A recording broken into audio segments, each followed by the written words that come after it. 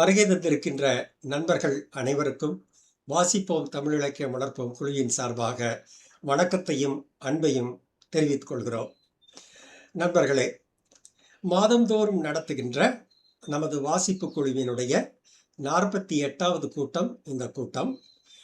எழுத்தாளர் பாரதி பாலன் அவர்களினுடைய படைப்புகளை குறித்து பேசுவதற்காக இந்த கூட்டத்தை ஏற்பாடு செய்திருக்கின்றோம். எழுத்தாளர் பாரதி பாலன் அவர்களை குறித்து பேசுவதற்காக 3 சிறப்பு உரையாளர்கள் வருகை தந்திருக்கிறார்கள்.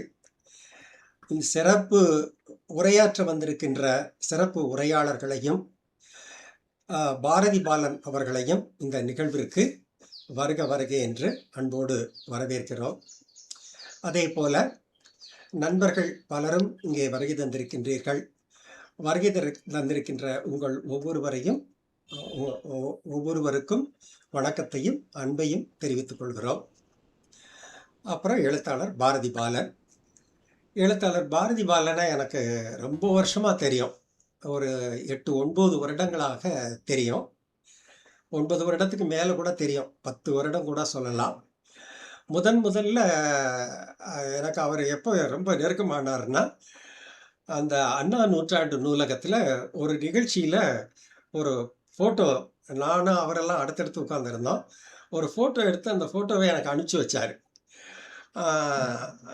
ஒரு ஒரு பல்கலைக்கழகத்தில் பேராசிரியராக இருக்கின்ற ஒருவர் பொதுவாகவே ஒரு பல்கலைக்கழக ஆசிரியர் அப்படி அது மாதிரி ஒரு இடத்துக்கு போகையில் இந்த மாதிரி படம் எடுத்து அனுப்புறது அப்படிங்கிற உறவெல்லாம் வச்சுக்கிறதுக்கு கொஞ்சம் தயக்கம் காட்டுவாங்க. அப்பவுமே அவர் எனக்கு ரொம்ப நெருக்கமானார். நான் பிஎஸ்என்எல் துறையில் அதிகாரி அப்படிங்கிற முறையில் இருந்தால் கூட நான் எப்போதுமே தொழிற்சங்கம் அந்த மாதிரி நெருக்கமாக எல்லாருக்கூடையும் பழகி கொண்டு இருக்கின்ற ஒரு காலம் எப்போவுமே எனக்கு இருந்துச்சு. அதனால் அந்த வகையிலும் அவர் எனக்கு ரொம்ப நெருக்கமானார். இப்போ அவரது படைப்புகளை குறித்து பேசுவதற்காகவும் நமது குழு பெருமைப்படுகிறது. முதல்ல அவரை பற்றின ஒரு சின்ன குறிப்பை சொல்லிடலாம் அப்படின்னு நினைக்கிறேன். எழுத்தாளர் பாரதி பாலன் ஒரு படைப்பாளி, இதழாளர், மொழிபெயர்ப்பாளர், கல்வியியலாளர், தமிழ் பேராசிரியர் என்ற பல நிலைகளில் சேவைகளை செய்திருக்கிறார். கல்வியியல் சார்ந்தும் பொது வாசிப்பு சார்ந்தும் பல நூல்களை எழுதியிருக்கிறார். பாரதியின் மீது உள்ள பற்றாலே பாரதி பாலன் என்ற புனைப்பெயரை சூட்டிக்கொண்டு எழுதினார். தமிழ்நாடு திறந்தநிலை பல்கலைக்கழகத்திலே தமிழ்துறை பேராசிரியராகவும் தலைவராகவும் இருந்தார். அதே போல தமிழியல் பண்பாட்டு மைய இயக்குநராகவும் பணியாற்றினார். அவரது முதல் சிறுகதை செம்மலரிலே 1986 வெளியானது. தொடர்ந்து தாய், குங்குமம், கணையாளி, கல்கி, தினமணி கதிர், இந்தியா டுடே, சுபமங்களா, குமுதம், தீராநதி, புதிய பார்வை, உண்மை போன்ற பல இதழ்களில் எழுதினார். சிறுகதைகள், நாவல்கள், கட்டுரை நூல்கள் என்று பல நூல்களை எழுதியிருக்கிறார். இவருடைய மொத்த சிறுகதைகளையும் சந்தியா பதிப்பகம் தொகுத்து வெளியிட்டிருக்கிறது.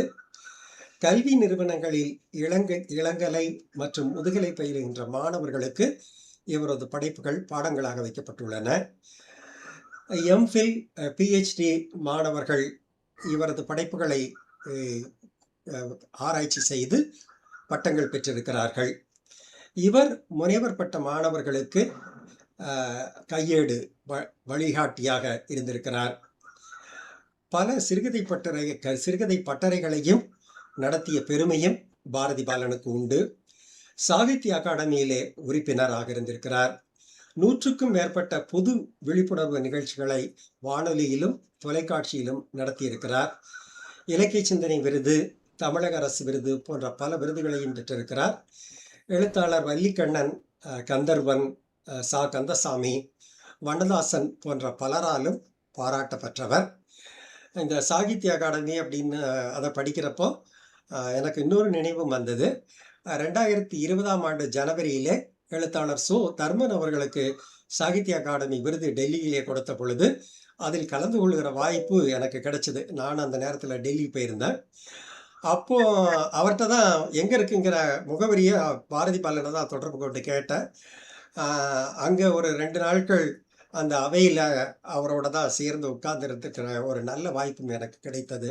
அப்படிங்கிறதையும் உங்ககிட்ட பகிர்ந்துக்கிறதுல எனக்கு மகிழ்ச்சி. அடுத்து 3 பேர் பேசுகிறார்கள். அதிலே பாரதி பாலனினுடைய படைப்புகளிலே முதலாவதாக பேச வருகின்றவர் எழுத்தாளர் கலைச்செல்வி. எழுத்தாளர் கலைச்செல்வி நெய்வேலியிலே பிறந்தவர். தற்போது திருச்சியிலே நெடுஞ்சாலை துறையிலே பணியாற்றுகிறார். எந்த இலக்கிய அரசியலிலும் ஈடுபடாமல் அமைதியாக இயங்குபவர் எழுத்தாளர் கலைச்செல்வி.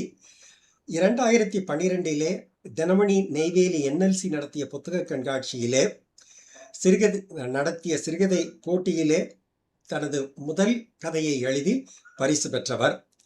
பின்னர் அவர் சிறுகதைகள், நாவல்கள் என்று தொடர்ந்து எழுதி கொண்டிருக்கிறார்.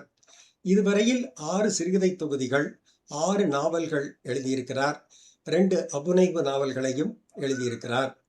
காந்திய சிந்தனை குறித்து குறிப்பிடத்தக்க சிறுகதைகளையும் நாவல்களையும் எழுதியிருக்கிறார். இலக்கிய சிந்தனை விருது, ஸ்பேரோ விருது, கனையாளி விருது உள்ளிட்ட ஏராளமான விருதுகளையும் பெற்றிருக்கிறார் கலைச்செல்வி. எழுத்தாளர் ஜெயமோகன் அமெரிக்காவிலே இந்த ஆண்டு ஏப்ரலில் நடத்திய லிவிங் தமிழ் லிட்ரேச்சர் ஃபெஸ்டிவல் விழாவிலும் கலந்து கொண்ட பெருமைக்குரியவர் கலைச்செல்வி. எழுத்தாளர் கலைச்செல்வி அவர்களை பாரதி பாலனினுடைய வண்ணத்து பூச்சியை கொன்றவர்கள் என்ற சிறுகதை தொகுப்பை குறித்து பேச அழைக்கிறேன். வாங்க. அனைவருக்கும் வணக்கம். முதல்ல நான் ரொம்ப பெருமையா சொல்றது என்னன்னா, வாசிப்போம் தமிழ் இலக்கியம் வளர்ப்போம்ங்கிற ஒரு இலக்கிய உறுப்பை ஏற்படுத்தி அதன் வழியே உண்மையிலுமே இலக்கியத்தை வளர்த்து கொண்டு இருக்கிற மந்திரமூர்த்தி சார் அவர்களுக்கும் மற்றும் அந்த குழுவினருக்கும் மனமார்ந்த நன்றி அண்டு வணக்கம். அடுத்தது 2வது ஒரு விஷயத்தை நான் நோட் பண்ணி சாரோட கூட்டங்கள்ல பார்க்கும் பொழுது எப்பவுமே ஒரு எழுத்தாளரை பற்றிய ஒரு முறையான ஒரு அறிமுக உரையோடு அவர் அணுகுவாங்க.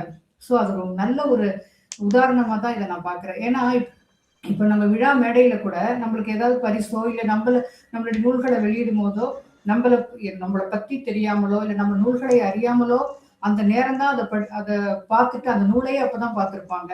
பட் அது எதுவுமே தெரியாம வெளியிடுவாங்க. நிறைய அனுபவம் எனக்கு அப்படி இருந்திருக்கு. உதாரணமா திருச்சியில ஒரு புத்தக கண்காட்சிக்கு கூப்பிட்டுருந்தாங்க, கெஸ்டா கூப்பிட்டுருந்தாங்க. நான் போயிருக்கும் போது அப்போ ஒருத்தர் என்னை அறிமுகப்படுத்தி வச்சாரு. எப்படி அறிமுகப்படுத்தி வச்சாருன்னா, இவர்கள் கதை எழுதுவார். இவருடைய ஒரு சிறுகதை சுனில் கிருஷ்ணன் தொகுப்பில் காந்தியை பற்றிய ஒரு சிறுகதை சுனில் கிருஷ்ணன் தொகுத்த காந்திய சிறுகதை தொகுப்பில் ஒரு கதை இடம்பெற்றுள்ளது. இதுதான் என்னை பற்றி அறிமுகம். அப்ப இது எதுவுமே தெரியாம அது ஆனா அவர் வெல் நோன் ரைட்டர். அப்ப எதுவுமே தெரியாம ஒரு விஷயம் ஒருத்தர் அணுகிறதை விட ஓரளவுக்கு அவர்களை பத்தி தெரிஞ்சு ஒருவரை அணுகும் பொழுது அந்த பார்வையில் ஏற்படுற வித்தியாசம் எழுத்தாளர்களுக்கு கௌரவம் நினைக்கிறேன். அந்த கௌரவத்தை முறைப்படி கொடுக்கிற இந்த வாசிப்போம் தமிழ் இலக்கியம் குரூப் அண்ட் அவர் சாருக்கு மந்திரமூர்த்தி அழகு அவர்களுக்கு மிக்க நன்றி.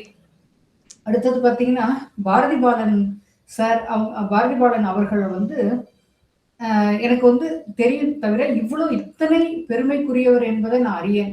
ஸோ இந்த மாதிரியான அறிமுகங்கள் தான் அவரை ஒரு எழுத்தாளரை உலகத்துக்கு எடுத்து வைக்குது அப்படின்னு நான் நினைக்கிறேன்.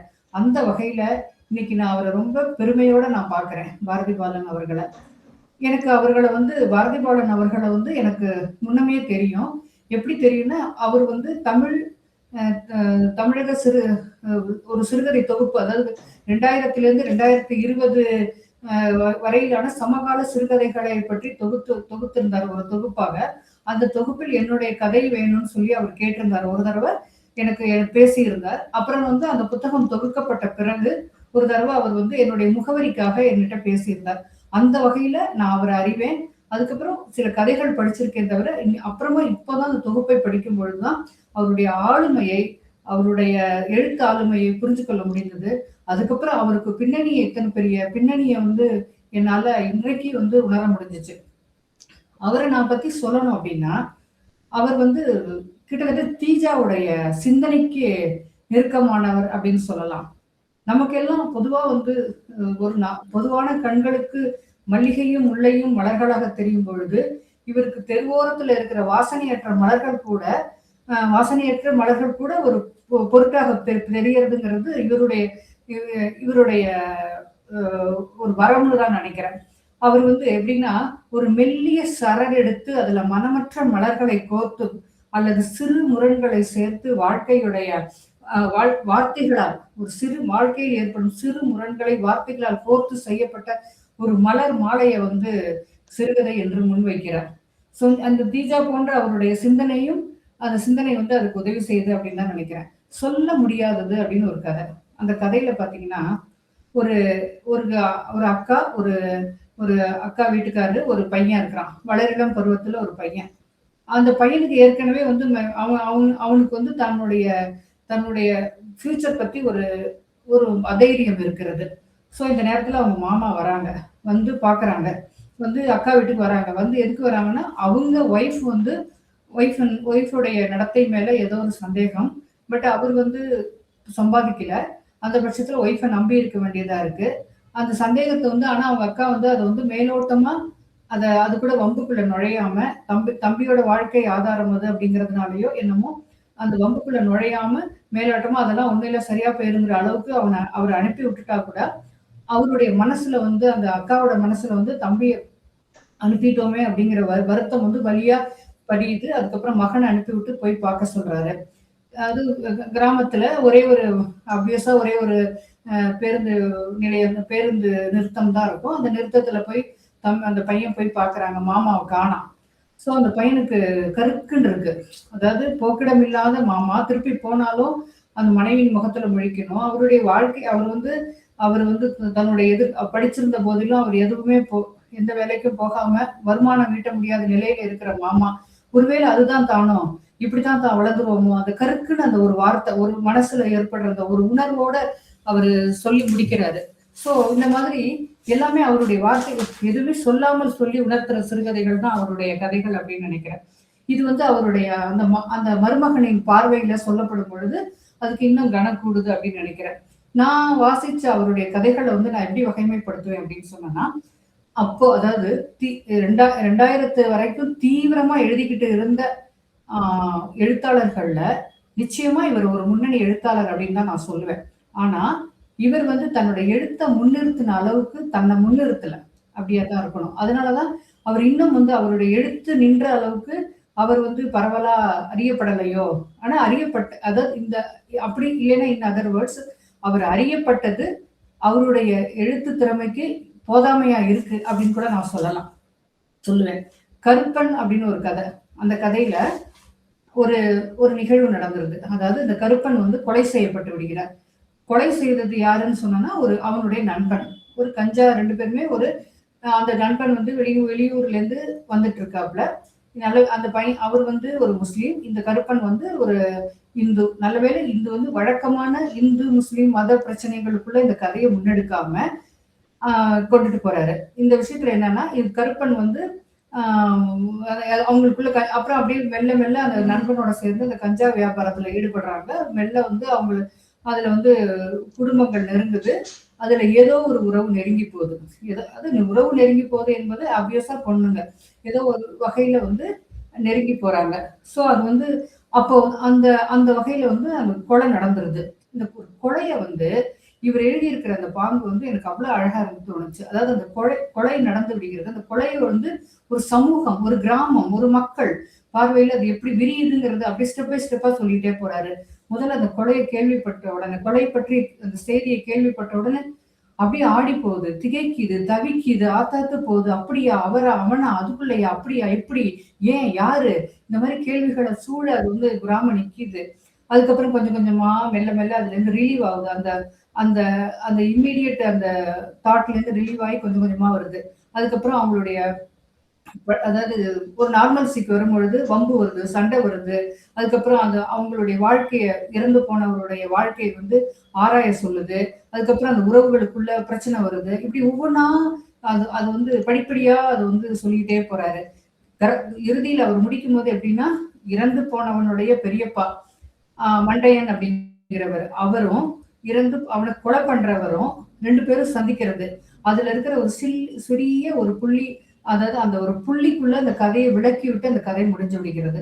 அது அந்த புள்ளி வந்து கடைசியில அந்த ஒரு ஒரு அது ஓரளவுக்கு யூகிக்க முடிஞ்சாலும், அந்த புள்ளிய சொன்ன விதம் வந்து ரொம்ப ரொம்ப ரொம்ப ரொம்ப அழகா இருந்துச்சு அப்படின்னு தான் சொல்லுவேன். இவருடைய கதைகள்ல வந்து நான் முக்கியமான அம்சமா பார்க்கிறது என்னன்னா, எல்லாத்தையும் விட முக்கியமா பார்க்கிறேன்னா மொழியுடைய ஆளுமை.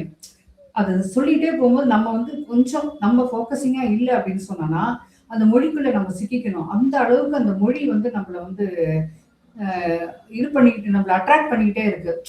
சமயத்துல பார்த்தீங்கன்னா, ஒரு ஒரு ஒரு அதாவது அந்த அந்த அந்த எளிமையான பின்னணிக்குள்ள எத்தன மொழிய கொண்டுட்டு வரலாம் அப்படின்னு அவருக்கு வந்து அதாவது எதுவுமே அவர் வாலண்டரியா பண்றதில்ல. அவருக்கு இயல்பா வர்றது. ஒருவன் தெருமுழுக்க ஓடினான். அதாவது இந்த இந்த கதை இந்த கதையில வரும். அதாவது ஒரு ஒரு கொலை நடந்த பிற்பாடு, அவன் ஒரு நேர்போக்குல ஓட முடியும். எப்படி ஒரு ஒரு ஒரு அந்த பதட்டம், பயம், அ எல்லாத்தையும் சொல்லணுங்கிற வந்து ஒரு ஆர்வம், இல்லன்னா அச்சம், ஏதோ ஒண்ணு அவன தொரத்தும்போது, அவனால ஒரு நேர் இதுல போக முடியாது. அவன் எங்கேயோ போக்குக்கு போறான். அப்ப வந்து அவர் சொல்றாரு, "அவன் தெருமுழுக்க ஓடினான்." அந்த ஒரு வார்த்தை வந்து அவன் மனச வந்து எடுத்து வைக்குது. இந்த மாதிரி அப்ப ஒரு தனிமையை பத்தி அவர் சொல்றாரு. பிறப்போடு வந்து விட்டது போன்ற ஒரு தனிமை. இது மாரி நெறைய கோட் பண்ணி அவருடைய கதைகள் எல்லாத்துலயுமே ஓவராலா நெறைய கோட் பண்ணிக்கிட்டே போகலாம். அது மாரி மற்றொரு கதை, மற்றொரு பொழிதல். அதுல வந்து மாமனார் மீதான நேர்மறை எண்ணங்கள எதிர்மறையாவே சொல்லிட்டு போறது. அது கொஞ்சம் முதல்ல படிக்கும்போது, என்னடா மாறி மாறி வருது அப்படின்னு பார்த்தா, அப்புறம் வந்து மனைவியும் கணவனுமாக மாறி மாறி சொல்றது. மனைவியுடைய அப்பாவ பத்தி, அ அப்பா அப்பா வந்து ரொம்ப டெத் பெட்ல இருக்கும்போது, மாறி மாறி அந்த தாட் வழியா அவர வந்து அறிமுகப்படுத்திக்கிட்டே போறாங்க ஒரு கதை. இவருடைய கதைகள்ல பார்த்தீங்கன்னா, அந்த கதைகளோட கதைகள் போலவே கதைகளோட தலைப்புமே வந்து நம்ம வந்து ஸ்பெஷலைஸ்டா சொல்லலாம். ஒரு சில கதைகளுடைய தலைப்புகள் வந்து நம்மள திடுக்கிட வைக்கிற அளவுக்கு கூட இருக்கு.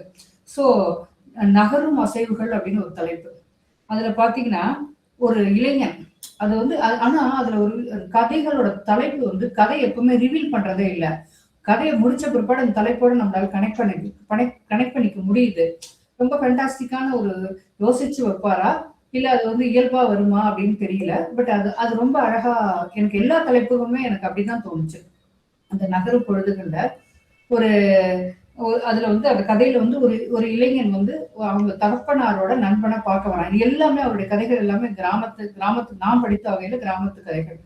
அப்போ வந்து அவர நண்பன வந்து தகப்பனாருடைய நண்பரை பார்க்க வராப்ல. இந்த இவனோட அப்பா வந்து இறந்து போயிடுறாங்க. அவங்க அப்பா அந்த அந்த அவங்க நண்பரை பார்த்துட்டு அந்த அப்பா இறந்த வகையில அவருக்கும் அண்ணனுக்கும் சொத்து தகராறு ஏற்படுது. அதுல கொஞ்சம் அவரை மத்தியஸ்தம் பண்றதுக்காக அவரை கூப்பிடுறதுக்காக போறாங்க. இந்த பையன் போறான். ஒரு இந்த பையன் போறாப்புல. போகும்பொழுது இவர் பார்க்குறாரு. தன் தன் நண்பனோட அந்த மகன் அப்படின்னு சொல்லிட்டு அந்த வாஞ்சையோட அவர் அணுகுறதும், அவர் அவர் அவன்கிட்ட வந்து உரையாடுறதும், அதுக்கப்புறம் அந்த பையனுக்கு வந்து அவருமே தள்ளாமையில இருக்காரு. அவருமே வந்து அவங்க பிள்ளைகளும் அவங்கள விட்டு வேற எங்கேயோ போய் வாழ்ந்துட்டு இருக்கிறாங்க. இவருக்குமே மனைவி வந்து ரொம்ப முடியாம இருக்கிறாங்க. அவருமே தனி உலை வச்சு சாப்பிட வேண்டிய கட்டாயம். அந்த உலையும் அவரே வைக்க வேண்டிய ஒரு சூழ்நிலை. இந்த சூழ்நிலையில என்ன வருமானம் வந்துற போகுது. ஆனா மனசு பூரா மனசு பூரா அன்பு. அந்த பையனுக்கு வந்து என்னென்ன கொடுக்க முடியுமோ கடையில போய் டீ, வடை, போண்டா, பஜ்ஜி என்ன அதாவது அவங்க டீ என்ன அந்த பையனுக்கு வந்து தன்னுடைய வாஞ்சையை வந்து எப்படி வெளிப்படுத்த முடியுமோ எல்லா சோர்ஸ்லயும் வெளிப்படுத்திட்டு வீட்டுக்கும் கூட்டிட்டு போறாரு. வீட்டுக்கு கூட்டிட்டு போனா அந்த அம்மா படுக்கையா இருக்காங்க. அவரோட ஒய்ஃப். இவர் வராரு. அந்த பையனை வந்து அந்த பையன்கிட்ட வந்து போல இந்த இவரோட பையன் வந்திருக்காப்ல அப்படின்னு சொல்லி சொன்ன உடனே அவங்களுக்கு அவங்க வந்து படுக்கையா இருக்கிறாங்க. அவங்க வந்து சொல்றாங்க, டக்குன்னு அவங்க மனசுல என்ன தோணுதுன்னா, அவரு 1000 ரூபாய் வாங்கிட்டு போனாரு, கொடுத்துட்டாரா அப்படின்னு சொல்லி கேட்கிறாங்க. அது வந்து 3 பேருக்குமே அது வந்து 2 பேருக்குமே காதுல விழுது.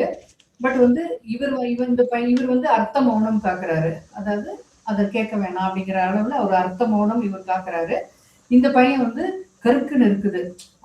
அது வரைக்கும் வந்து அவன் பழகுன விதமும், அவன் நடந்து கொண்ட விதமும் வேற. அதுக்கப்புறம் வந்து இந்த 1000 ரூபாய் மட்டும் தான் அவனுக்கு நிக்குது. வேற எந்த உணர்வுமே, எந்த எந்த எண்ணமுமே இல்ல. இந்த 1000 ரூபாய அவர் கேட்றக்கூடாதுன்னு சுடு தண்ணி ஊத்திட்ட மாரி பறந்து பறந்து அந்த பையன் வந்து கிளம்புறதுலயே இருக்காப்ல. அதுக்கப்புறம் நடக்கிறது எல்லாமே சுறுசுறு சுறுசுறுன்னு அந்த கதையோட போக்கு, அந்த கதையுடைய சொன்ன விதமும், அதுக்கப்புறம் விறுவிறு விறுவிறுன்னு கடகடன்னு போறாங்க. ஆனா பஸ்ஸே வரலையே! ஐயோ! எப்படா வரும்ன்னு சொல்லி அப்புறம் பார்த்து ஏறி அப்புறம் பஸ் வந்துருது, ஏறி போயிடுறாங்க. நாய் அவருக்கு நினைவு இல்லாம இல்ல. பட் மனிதர்கள் மேல ஒரு நம்பிக்கைய வந்து இந்த கதை வந்து சொல்லிட்டு போகிறது. சொல்ற மொழி, சொல்ற விதம், எடுத்துக்கொண்ட கதாபாத்திரங்கள், அவங்க பேசுற மொழி, இதன் வழியா அவர் கடத்துற விதம் எனக்கு ரொம்ப பிடிச்சிருந்தது. ஸோ அதாவது ம் மனநிழல் அப்படின்னு ஒரு கதையில வந்து ஒரு நடுத்தர வயதுக்காரர். அவர் வந்து ஊர விட்டு வெளியில வந்துடுறாங்க. ஊர அப்பவே அவருடைய அண்ணனோட ஃப்ரெண்ட் வந்து அவருடைய குடும்ப நண்பர் ஒருத்தர் அவங்க பார்க்க வராங்க. இவர் வந்து ஊர விட்டு வெளிய வந்து ஹஸ்பண்ட் அண்ட் ஒய்ஃப் 2 பேருமே வேலையில இருக்கிறாங்க. கவர்மெண்ட் வேலையில இருக்கிறாங்க. வெளிய வந்துட்டு இவங்க ஒய்ஃப் வந்து வேலைக்கு போயிடுறாங்க. இவர் வந்து ஏதோ ஒரு பெர்மிஷன் போட்டு வீட்ல இருக்காரு. அப்ப திடீர்னு ஒரு அண்ணனோட ஃப்ரெண்ட் வந்துடுறாங்க. மனநிழல் அப்படின்னு பேரு. அந்த தலைப்பே அதுல ரொம்ப அட்டகாசமா இருக்கும். அப்படி அவர் என்ன பண்றாருன்னா, அ அவர் வந்து பொறுமையா உட்கார்ந்திருக்காரு. நமக்கே எனக்கே ஆச்சரியமா இல்ல அதிர்ச்சியா கூட இருந்தது. அவர் பொறுமையா உட்கார்றாரு, பேசுறாரு. எந்த பதட்டத்தையும் வெளிய காமிச்சுக்கல. ஆனா ஒரு கொலை பண்ணிட்டு வந்திருக்கிறார். இதுவுமே ஒரு பெண்ணால நிகழ்ந்த கொலை தான். ஸோ அப்போ வந்து இவர் ஒரு கவர்மெண்ட் போஸ்ட்ல இருக்கிறவரு, ஒரு கொலையாளி வந்து கொலை பண்ணிட்டு நேரா வந்திருக்கிறான். அவரோட நிலைமை என்ன ஆகும்? இது எல்லாமே இவர் மனசுல ஓட, அப்போ வந்து நமக்குமே மெல்ல மெல்ல மெல்ல அந்த குதிரை முதல்ல புரியல. அப்புறம் அப்படியே மெல்ல மெல்ல குதிரை விடுவிச்சுட்டே வர்றாரு. அவரு அந்த கதாபாத்திரம் அறியும் அந்த எ அந்த நண்பர் நடுத்தர வயதுக்காரர் அறியும் பொழுது தான் நம்மளுமே அறிய வரோம் என்ன நடந்திருக்கு அப்படின்னு சொல்லிட்டு. ஸோ அப்படி அப்படியே மெல்ல மெல்ல இவர் வந்து ஷாக் ஆயிட்டே இருக்காரு. இவர் எப்படியாவது அங்கிருந்து கடத்திடணுமே. அவர் சீக்கிரம் கிளம்பிட்டா நல்லது. ஸோ மனிதன் வந்து ஒரு ஸ்டேஜ்ல ஆனவுடனே இப்படித்தான் நினைக்க முடியும். ஏன்னா 2 பேருமே கவர்மெண்ட்ல இருக்கிறாங்க. எந்த நேரமும் என்ன வேணாலும் நடக்கலாம். இந்த மாதிரி ஒரு கொலையாளி நம்ம வீட்டுக்கு வராங்க. அவங்க அடைக்கலம் கொடுத்ததா அது டர்ன் ஆகலாம். எப்படி வேணாலும் நடக்கலாம். அப்படி இருக்கும்பொழுது நாம வந்து அதை எப்படி டீல் பண்றது அப்படிங்கும்போது மனசு பரபரங்குது. பொண்டாட்டி ஒய்ஃப் கிட்டயும் சொல்லல. நம்ம இது எப்படி அந்த மாதிரி ஒரு பரபரப்போட இது வந்து அவரு அணுகுறாரு. அப்போ அப்போ வந்து அவரு வந்து அந்த அந்த கொலையாளிக்கோ என்ன பிரச்சனை என்னன்னா கொன்றதுல எந்த பிரச்சனையும் இல்ல. அது வந்து ஆக்சுவலி அவங்க வந்து அதாவது அவர் வந்து தைரியம் இல்லாத ஒரு பூஞ்சையானவர் தான். ஆனா அது கொலை செய்யற அளவுக்கு ஒரு வேகத்தை வந்து ஒரு விஷயம் கொடுக்குது. அந்த எந்த விஷயமும் அந்த இன்டென்ஸ்டா வந்து உள்ள நுழையும் போது அந்த விஷயம் கொடுக்குற ஃபோர்ஸ்ல வந்து அவர் கொலை பண்றது. அந்த கொலைகள் எல்லாம் இப்படிதான் நடக்கும் போல. ஸோ அந்த அந்த ஃபோர்ஸ் வந்து அவரை இயக்கி கொண்டு இங்க வந்திருக்கு. அவர் தப்பிக்கணும் அந்த மாதிரி எண்ணமெல்லாம் அவருக்கு இல்ல. கொலை பண்ணிட்டோங்கிற உணர்வு கூட இல்ல. தான் பொண்டாட்டி பிள்ளைகளை பத்தி கூட எண்ணம் இல்ல. ஆனா இந்த கொலையாளியோட கொலை செய்யப்பட்டவனோட மனைவி வந்து கஷ்டப்படுவா. அப்படியே அவளுக்கு வந்து இந்த பணத்தை கொடுத்துரு அப்படின்னு சொல்லிட்டு அவர் போறாரு. இது என்ன மாதிரியான மனநிலை? எப்படி இதெல்லாம் வந்து யோசிக்கிறாங்க அப்படின்னு ரொம்ப ஆச்சரியமா இருக்கு. அது எந்த இடத்துல நின்னு இத அவரு பார்க்குறாரு அப்படின்னு இருக்கு. ஸோ பொதுவாவே இன் ஜெனரல் கலைச்செல்வி, ஒரு 2, 3 நிமிடங்கள்ல முடிச்சிடலாமா? அவ்வளவுதான். சரி, நல்லது. Okay, okay sir. ஓகே. இப்ப இவரை பொறுத்த அளவுக்கு நான் எப்படி பார்க்கிறேன்னா, இவருடைய கதைகள் எல்லாமே ஒரு கவித்துவமான நுணுக்கங்கள் அவர்கிட்ட கதையில அவர் வந்து எடுத்துட்டு போறாரு. அதுதான் வந்து அவருடைய கதையை வந்து கதையாக்குது. ஆனா அந்த அந்த அந்த கவித்துவத்திலிருந்து சிறிது விலகி அவர் வந்து தன்னுடைய வார்த்தைகளால அழகா வந்து அதை கதையா மாத்திட்டு போறாரு. இவருக்கு வந்து மனிதர்கள் மேல பெருத்த நம்பிக்கை இருக்குன்னு தான் நினைக்கிறேன். பழைய காதல், வலி, திண்டாட்டம், அதை கடத்துறது, அப்படின்னு அந்த மாதிரியான பழைய காதலை கடத்துவது, பழைய காதலியை பார்ப்பது, ஒரு சின்ன ஒரு புள்ளியில முரண்படுது, அந்த சின்ன புள்ளியில சந்திச்சுக்கிறது. ஸோ இந்த மாதிரியான ஒரு ஒரு அந்த காலகட்டத்தில் எழுதப்பட்ட ஒரு ரெகுலரான தீம் அப்படின்னு இதை பார்த்தா கூட, அதே மாதிரி எளிய பின்னணிக்குள்ள இந்த கதைகள் எழுதப்பட்டிருந்தாலும் கூட, இந்த கதைகள் வந்து எது மேல கொண்டு வைக்குது அப்படின்னு சொன்னா, அது சொல்லப்பட்ட விதம், அதனுடைய விவரணைகள், அதோட மிகையற்ற வார்த்தைகள், ஸோ நுணுக்கமான உணர்வுகளை எடுத்து வைக்கிறது. அதுல ஒரு கதையில பாத்தீங்கன்னா, நேரம் கருதி இதை முடிச்சிடுறேன். ஒரு கதையில பாத்தீங்கன்னா, அந்த டாய்லெட் ஆகவேன்னு ஒரு கதை. டாய்லெட் பிரச்சனை வந்து எவ்வளவு தூரம் பெண்களை அஃபெக்ட் பண்ணுது அப்படிங்கறத எழுதியிருப்பாரு. அதை விட அசிங்கமா அந்த கதையோட எண்டுல அந்த அந்த அந்த அந்த விஷயத்தை விட அசிங்கமான ஒரு விஷயம், அதை வந்து ஆண்கள் கிட்ட இருந்து மறைச்சு அந்த பெண்கள் அந்த வலிபூராவும் தனக்குனாலே சுமந்து கொள்வதை அடுத்த தலைமுறை அதை உணருது அப்படிங்கிற ஒரு புள்ளியில அதை முடிச்சிருப்பாரு. சோ அது மாதிரியான அவருடைய பார்வை தான் இந்த கதைகளை வந்து ஸ்பெஷலைஸ் பண்ணுது அப்படின்னு நினைக்கிறேன். பாரதி பாலனுக்கு என்னுடைய அவர்களுக்கு என்னுடைய வாழ்த்துக்கள். வாய்ப்புக்கு நன்றி. வணக்கம். ரொம்ப மகிழ்ச்சி எழுத்தாளர் கலைச்செல்வி. ரொம்ப அழகா சொன்னீங்க. ஒரு ஒரு படைப்பாளியின் பார்வையிலிருந்து இன்னொரு படைப்பாளியை பார்க்கறது அப்படிங்கிற முறையில் உங்களுடைய உரை வந்து ரொம்ப அழகா இருந்தது. ஒரு படைப்பாளிகிட்ட வந்து எதெல்லாம் சிறந்த அம்சம், அதை எப்படியெல்லாம் அணுகி பார்க்க முடியும் அப்படிங்கிறத ரொம்ப ஒரு பாடம் எடுக்கிற மாதிரி உங்களுடைய உரை இருந்தது. ரொம்ப நன்றி சார். எழுத்தாளர் அனுராதா ஜெய்சங்கரை பற்றி ஒரு சிறு குறிப்பை படித்து விடலாம் என்று எண்ணுகிறேன்.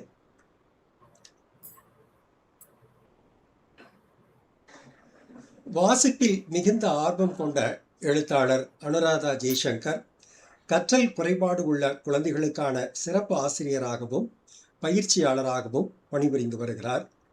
கடந்த சில வருடங்களாக சிறுகதைகளை எழுதி வருகிறார். கலைமகள், கல்கி, அவள் விகடன் வெள்ளி விழா கொண்டாட்ட போட்டி, அன்னை சொர்ணாம்பாள் நினைவு சிறுகதை போட்டி, குவிகம் குறுநாவல் போட்டி உட்பட பல்வேறு முக்கிய போட்டிகளில் கலந்து கொண்டு இவர் சிறுகதைகளில் பரிசுகள் பெற்றிருக்கிறார். இதுவரையில் 2 சிறுகதை தொகுப்புகள் எழுதியிருக்கிறார். தற்பொழுது இலக்கிய மேடைகளில் கதைகளினுடைய விமர்சனங்களையும் சிறப்பாக பேசி வருகிறார் அனுராதா ஜெய்சங்கர். எழுத்தாளர் அனுராதா ஜெய்சங்கர் இப்பொழுது பாரதி பாலனினுடைய உயிர்ச்சுழி சிறுகதை தொகுப்புகளை குறித்து பேசுவதற்காக வருகிறார். வாங்க. அனைவருக்கும் இனிய மாலை வணக்கங்கள். 16 சிறுகதைகள் கொண்ட உயிர்ச்சுழி என்கிற அற்புதமான தொகுப்பை எழுதியிருக்கும் திரு பாரதி பாலன் அவர்களுக்கு முதலில் எனக்கு நன்றியை தெரிவித்துக் கொள்கிறேன். ஏனெனில் இது ஒரு அற்புதமான வாசிப்பு அனுபவமாக எனக்கு இருந்தது. அதன் இந்த ஒரு அருமையான வாய்ப்பை எனக்கு கொடுத்த நமது வாசிப்போம் தமிழ் இலக்கியம் வளர்ப்போம் குழுவின் அட்மின் திரு மந்திரமூர்த்தி அழகு ஐயா அவர்களுக்கும் மற்ற குழு உறுப்பினர்களுக்கும் எனது நன்றியை தெரிவித்துக் கொள்கிறேன். சார் குறிப்பிட்டது போல நான் இன்னும் விமர்சகர் இல்லை, ஒரு எளிய வாசகி மட்டுமே. ஸோ இந்த புத்தகத்தை பற்றியும் கூட என்னோட வாசிப்பு அனுபவத்தை தான் நான் பகிர்ந்து கொள்ளணும் என்று நினைக்கிறேன். இந்த கதைகள், இந்த 16 கதைகளுமே 1990களின் மத்தியிலிருந்து 2000 ஆரம்பங்கள் வரையில் இந்தியா டுடே, கல்கி, கனையாழி, விகடன் போன்ற பெரிய பத்திரிகைகள் வந்திருக்கின்றன. ஸோ அதிலிருந்தே அந்த கதைகளுடைய தரத்தை நம்ம புரிந்து கொள்ள முடியும். எனக்கு பாரதி பாலன் ஐயா அவர்களின் கதைகள் படிப்பது இதுதான் முதல் முறையாக இருந்தது. ஸோ எந்த ஒரு முன்கூட்டிய முடிவும் இல்லாம, எந்த ஒரு ப்ரீ கன்சீவ் நோஷன்ஸும் இல்லாம ரொம்ப இயல்பா தான் படிக்க ஆரம்பிச்சேன். முதல் கதை வந்து மாறுதடம் அப்படின்ற ஒரு கதை. முதல் பத்திய படிக்கும் போதே ஒரு லேசான ஒரு பரபரப்பு எனக்குள்ள. இது ரொம்ப பரிச்சயமான எழுத்தா இருக்கு, இது எனக்கு ரொம்ப மனசுக்கு நெருக்கமான, இது ரொம்ப பரிச்சயமான எழுத்தா இருக்கே, சரியான கோப்பதான் நான் திறந்து படிக்கிறேனாங்கிறதுல திருப்பியும் ஒரு முறை மேல போயிட்டு திருப்பியும் தொடர்ந்து வாசிக்க ஆரம்பிச்சேன். அந்த கதையை முடிக்கும் போது அந்த பரிச்சயமும் அந்த பரபரப்பும் மனசுக்குள் நல்லா உருவாகி என்னங்கிறது புரிஞ்சு போச்சு. எனக்கு வந்து தி ஜானகிராமன் அவர்களோட எழுத்தை படிச்ச அதே ஒரு நிறைவும் அதே ஒரு மகிழ்வும் ஆசிரியர் அவர்களின் எழுத்தில் வந்து இருந்தது. அந்த சாயல் அந்த ஒரு கதையில் மட்டுமல்ல, தொடர்ந்த எல்லா கதைகளிலுமே ஆரவாரமே இல்லாத ஒரு அமைதியான, ஆனால் வாசிக்கிறவரை அசைத்து போட்டு விடுகிற மாதிரியான ஒரு எழுத்து இது. இப்படி எனக்கு எப்படி எந்த மாதிரி உணர்வு சொல்லணும்னு இருந்ததுன்னா, ரொம்ப இயல்பான எழுத்து. ஆனா இப்போ ஒரு அறக்க பறக்க வெயில்ல ஓடிட்டு இருக்கிற தாகத்தோட வெயில்ல ஓடிட்டு இருக்கிற ஒருத்தனை பிடிச்சு ஒரு புங்கை மர நிழல்ல உட்கார வச்சு அவனுக்கு வேர்வையை தொடச்சு விசிறி விட்டு தண்ணி கொடுத்து எப்படி இருந்தா எப்படி ஒரு ஆசுவாசமா ஒரு பிளிஸ்ஸா இருக்குமோ அந்த மாதிரியான ஒரு உணர்வை வந்து இந்த கதைகள், இந்த எழுத்து நடை, எழுத்து ஆளுமை, அந்த மொழி, அது வந்து அதுல எனக்கு உணர முடிஞ்சுது. ரொம்ப இயல்பான, எந்த விதமான ஒரு அலங்காரமான வார்த்தை விளையாடல்கள் அதெல்லாம் எதுவுமே இல்லை. ரொம்ப இயல்பானது.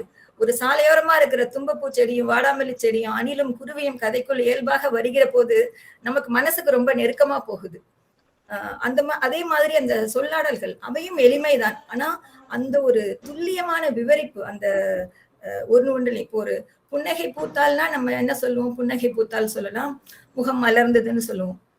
மனதுக்குள்ளிருந்து வரும் அந்த புன்னகை கண்களின் வழி, சுருங்கிய கண்களின் வழியே ஒளியாக வருகிறது.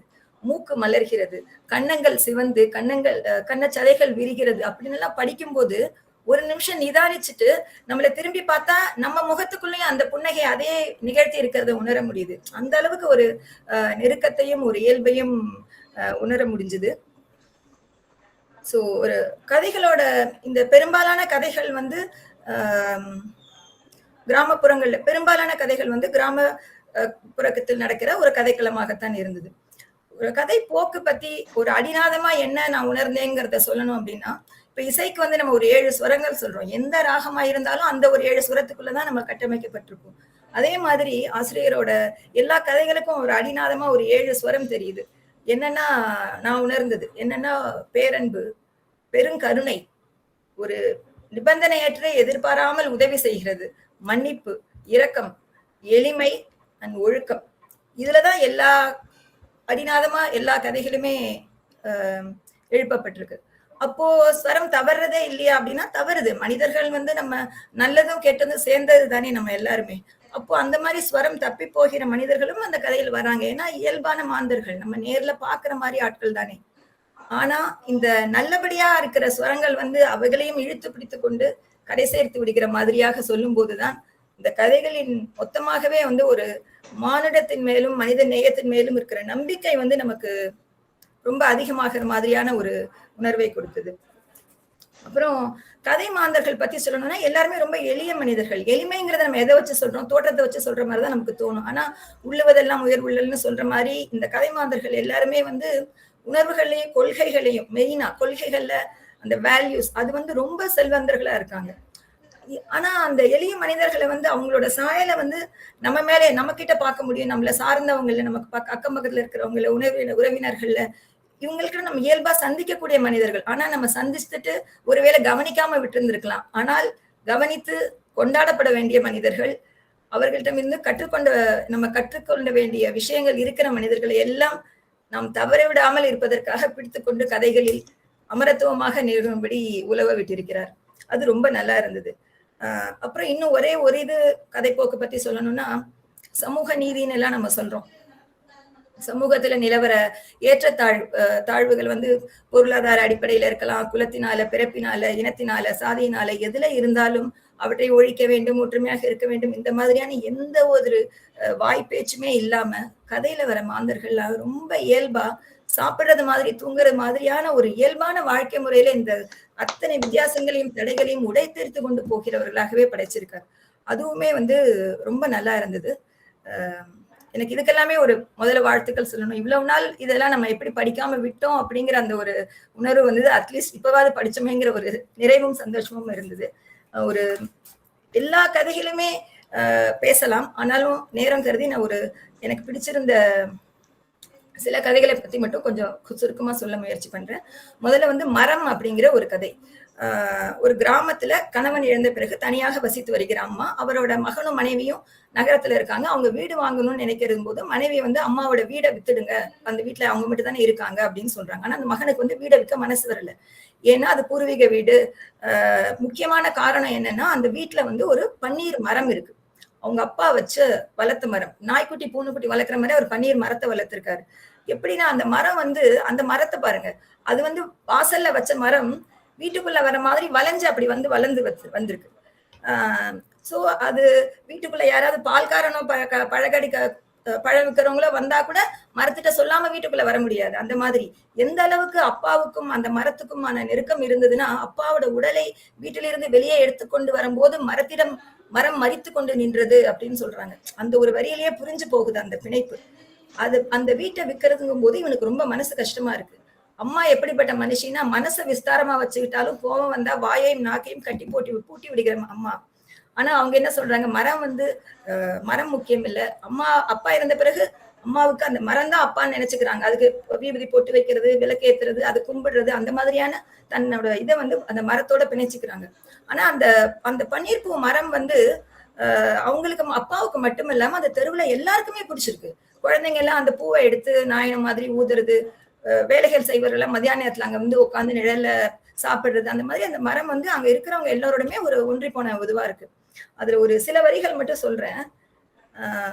மரத்தின் கிளையின் அசைவின் முனங்கள், பனி போல சத்தமில்லாமல் விழும் பூக்கள், பூக்களின் மோதி திரும்பும் காற்று, காற்று கிளப்பும் அந்த பூவின் மனம், இத்தனையும் அது கிளப்புகிற ஆனந்தம், இத்தனையும் அனுபவிக்க ஒரு மனசு வேண்டும். அனுபவிக்க மட்டும் மனசு இல்ல சார், இத்தனையும் புரிஞ்சு எழுதுறதுக்கும் ஒரு மனசு வேணும். அது வந்து சாருக்கு இருக்கு. சோ வீட்டை விற்க முடிவு பண்ணிடுறாங்க. அந்த ஊர்ல உள்ள ஒரு ராவத்தருங்கிறவர் வந்து அந்த வீட்டை வந்து வாங்கிடுறாரு. அம்மாவுக்கு வந்து அடைக்குது அப்படியே. சாப்பிட கூப்பிடுறாரு, மறுத்துடுறாங்க. இளநீ குடிங்க, எல்லாம் மறுத்துடுறாங்க. தண்ணியாவது குடிங்கன்னு சொல்றாரு அந்த வாங்கினவர். அவங்க சரி நான் மனசெறிஞ்சு குடுக்குறேன், நீங்க நினைச்சிடக்கூடாது அப்படின்னு சொல்லிட்டு அவங்க வந்து தண்ணி குடிச்சிட்டு வீட்டுக்கு கூட்டிட்டு வராங்க. தயங்கி நிக்கிறாங்க. அப்ப அந்த ராவுத்தருங்கிறவர் வந்து என்ன சொல்றாருன்னா, சின்ன வயசுல நான் வந்து இந்த தெரு வழியா நாங்கெல்லாம் நடந்து போகக்கூடாது. ஆனாலும் எனக்கு இந்த மரம் வந்து ரொம்ப பிடிச்சமான மரம். எனக்கு இது மாதிரி ஒண்ணு வேணும்னு ரொம்ப ஆசையா இருந்தது. ஆனா இன்னைக்கு இந்த வீட்டை விற்க போறோம் அப்படிங்கும்போது, முதல்ல மரத்த தானே வெட்டுவாங்க யாரு வாங்கினாலும். எனக்கு இந்த மரத்த காப்பாத்தணும். அதுக்காக தான் நான் இந்த வீட வாங்கியிருக்கேன். இது உங்களுடைய வீடுமா. நீங்க இருக்கிற வரையிலும் நீங்களே இந்த வீட்ல இருந்துக்கோங்க. அப்படின்னு சொல்லிட்டு ஒரு வார்த்தை சொல்றாரு. மரத்த தானே வெட்ட முடியும். இந்த மரம் வந்து எல்லார் மனசுலும் வேர் விட்டுருக்கு. அதெல்லாம் எதை வச்சு யாரு வெட்ட முடியும் அப்படின்னு கேக்குறாரு. அந்த அம்மா வந்து மனசு குளிர்ந்து உள்ள வாங்கன்னு அவரை கூப்பிடுறாங்க அப்படின்னு முடிச்சிருக்காங்க. ரொம்ப எனக்கு மனசுக்கு நெருக்கமா இருந்தது. ஏன்னா நம்ம மனுஷர்கள் வந்து மரத்திலயும் வித்தியாசம் பார்க்கிறோம். ஒரு மாமரமோ தென்னை மரமோ பழம் சுவையா இருந்தாலோ இளநீ சுவையா இருந்தாலும் இது நல்ல மரம், ஓ அந்த மரத்து காய் ரொம்ப புளிக்கும்பா அது வேணாம் அப்படின்னு நம்ம மனுஷர்கள் மனசு வந்து மரத்துல கூட வித்தியாசம் பார்க்கக்கூடியது. ஆனா மலர்கள்ல எதுவுமே பார்க்க முடியாதுல்ல. இந்த பாரிஜாத மரத்தோட பூ நல்லா இருக்கும், வாசனையா இருக்கும், அது இருக்காதுன்னு சொல்ல முடியாது. சோ அதனால இந்த இந்த கதை வந்து ரொம்ப பிடிச்சது, ரொம்ப நல்லா இருந்தது. இன்னொரு கதை வந்து ஈரம் அப்படின்ற ஒரு கதை. இந்த கதையுமே ரொம்ப ஒரு நெகிழ்வா இருக்கிற கதை. அதாவது ரொம்ப செல்வாக்கா வாழ்ந்த ஒரு பெண்மணி. அவங்க வந்து உயிருக்கு போராடிட்டு எல்லாத்தையும் அவங்க எவ்வளவு செல்வாக்கா வாழ்ந்திருந்தாலும் அவங்க குழந்தைகள் எல்லாம் சுற்று வட்டாரத்துல இருக்கிற உறவுகள்னு சொல்லிக்கிட்டு இருந்தாங்க. எல்லாம் வந்து அவங்களோட சொத்துகள் எல்லாத்தையும் எடுத்துட்டு அவங்கள நடுத்தருவுல விட்டுடுறாங்க. அவங்க கடைசியில அவங்க குலசாமிக்காக வச்சிருந்த ஒரு கோவிலுக்காக கொடுத்திருந்த ஒரு சின்ன ஓலைக்குடி சிறப்பை கடைசி நாட்களை கழிக்கிற ஒரு நிலைமை ஏற்படுது அவங்களுக்கு. ரொம்ப நல்ல மனசு உடையவங்க. அவங்களை எல்லாரும் அப்பத்தா அப்பத்தான்னு அந்த ஊர்ல இருக்கிறவங்க கூப்பிடுறாங்க. சாமி ஒன்லி பூஜை பண்றதுல தன்னோட மனசை சீர் பண்ணிட்டு வர்றவங்களுக்கு திருநீர் கொடுக்கறது அந்த மாதிரியான ஒரு வாழ்க்கையை வாழ்ந்துட்டு இருக்கிறாங்க. அவங்களுக்கு ரொம்ப உடம்பு முடியாம இறக்க தருவாயில இருக்காங்க. அப்போ அந்த தகவலை தூக்கிக்கிட்டு அந்த ஊர்ல இருக்கிற ஒரு ஆள் வந்து பக்கத்து ஊர்ல இருக்கிற அவங்களுடைய ஒரு பங்காளியை போய் பாக்குறாரு.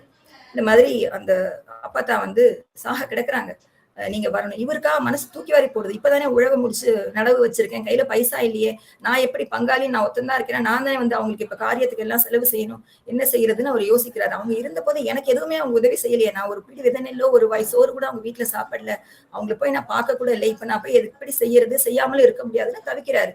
மனைவி சூசகமா சொல்லிடுறாங்க, நீங்க வந்து என்னதான் இருந்தாலும் அவங்க நல்லா வாழ்ந்து இது பண்ணவங்க, 3-4 காரியமாவது செய்யணும், ஊர்ல சொன்னாங்கன்னு மண்டையாட்டிடாதீங்க, நம்ம கிட்ட பைசா கிடையாது, சூதானமா இருந்துக்கங்கன்னு சொல்லி அனுப்புறாங்க. இங்க இருந்து அந்த ஊருக்கு போறாரு. அவங்க அந்த சாவடியில வீடு கூட இல்ல, ஊர் சாவடியில ஒரு ஓரமா கிடக்குறாங்க அந்த அம்மா. இவரு போய் பார்த்து அவங்கள கூப்பிட்ட உடனே கையை பிடிச்சு கண்ணை திறந்து பார்த்துட்டு ஏதோ சொல்ல முயற்சி பண்றாங்க. ஆனா சொல்ல முடியல. ஒரு 5 நிமிஷத்துல அவங்க உயிர் போயிடுது. உயிர் போயிடுச்சுன்னு தெரிஞ்ச ஒரு 1/2 மணி நேரத்துல ஊரே அங்க திரண்டுடுது. ஆளாளுக்கு எல்லாரும் வேலையை போட்டுட்டு அவங்கவங்க ஓடி வந்துடுறாங்க. இவருக்கு ஒண்ணுமே புரியல, இவ்வளவு கூட்டமா வருது அப்படின்னு சொல்லி. அப்போ அவங்க ஊர்ல இருக்கிற ஒரு ஆள் சொல்றாங்க, இப்ப காரியத்தை எல்லாம் இவரு அந்த மணியம் கிட்ட, ஊர் மணியம் கிட்ட கேட்கிறாரு, இப்ப நான் என்ன செய்யணும்னு.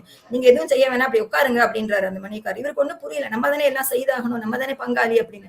அப்ப ஊர்ல இருக்கிற ஒரு ஆள் சொல்றாரு, இப்ப எப்படி எல்லாம் பண்றது, செலவை பிரிச்சுக்கலாமான்னு. அப்போ ஒரு குரல் கேக்குது, செலவை எப்படி உன் பெற்ற அம்மாவுக்கு செய்வதற்குன்னு நம்ம செலவையா பிரிச்சுக்குவோம், இவங்க எல்லாரையும் நம்ம அப்பத்தான் கூப்பிட்டதுக்கு என்ன அர்த்தம் இருக்கு, ஒரு செலவை ஆளாளுக்கு ஒருத்தரா எடுத்துக்கோங்க அப்படின்னு. அப்ப ஊர்ல இருக்கிற சக்கிலிய குடிங்கள் சொல்றாங்க, எங்களை விட்டுறாதீங்க, நாங்களும் இதுல பங்கு பெறணும், நான் போய் ஊருக்கெல்லாம் அறிவிச்சுட்டு வரேன். இன்னொருத்தர் சொல்றாரு, நான் மொட்டை போட்டுக்கிறேன், நான் நீர்மாலை எடுக்கிறேன், ஆளாளுக்கு கிளம்புறாங்க. இவர் அதிர்ச்சி அடைஞ்சு உட்கார்ந்து இருக்காரு.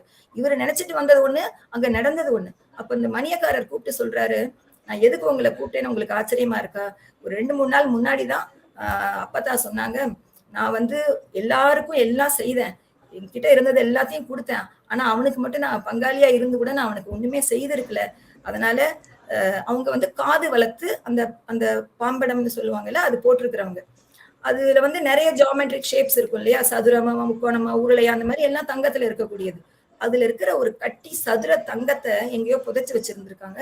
அது அந்த மணியத்துக்கிட்ட சொல்லி, நீங்க அதை எடுத்துட்டு வாங்கன்னு சொல்லி அதை இவர்கிட்ட கொடுக்க சொல்றாங்க.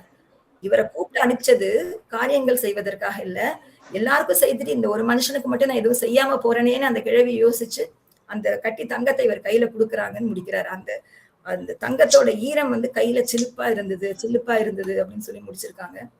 அதாவது இருந்தாலும் மேன்மக்கள் மேன்மக்களேன்னு சொல்ற அந்த ஒரு கருத்தையும் அந்த ஒரு அன்பையும் எனக்கு இந்த கதையில வந்து ரொம்ப புரிஞ்சுக்க முடியுது. இந்த கதை எனக்கு ரொம்ப பிடிச்சது. இன்னொரு கதை வந்து ஒருவரும் ஒருவனும் அப்படின்ட்டு ஒரு கதை. இதுலயும் எனக்கு இந்த சொல்லாடல்கள் தான். ஒருத்தர் இருக்கிறாரு. அவர் வந்து எல்லாருக்கும் ஊரில் மிகவும் அன்பான ஒரு மனுஷர். அவருக்கு வந்து வீட்டுல வந்து 2 திண்ணை இருக்கு வாசல்ல. நம்ம என்ன சொல்லுவோம்? காற்று அடிச்சதுன்னு சொல்லலாம், காற்று தழுவியதுன்னு சொல்லுவோம். அந்த மாதிரி எல்லாம் சொல்லுவோம்.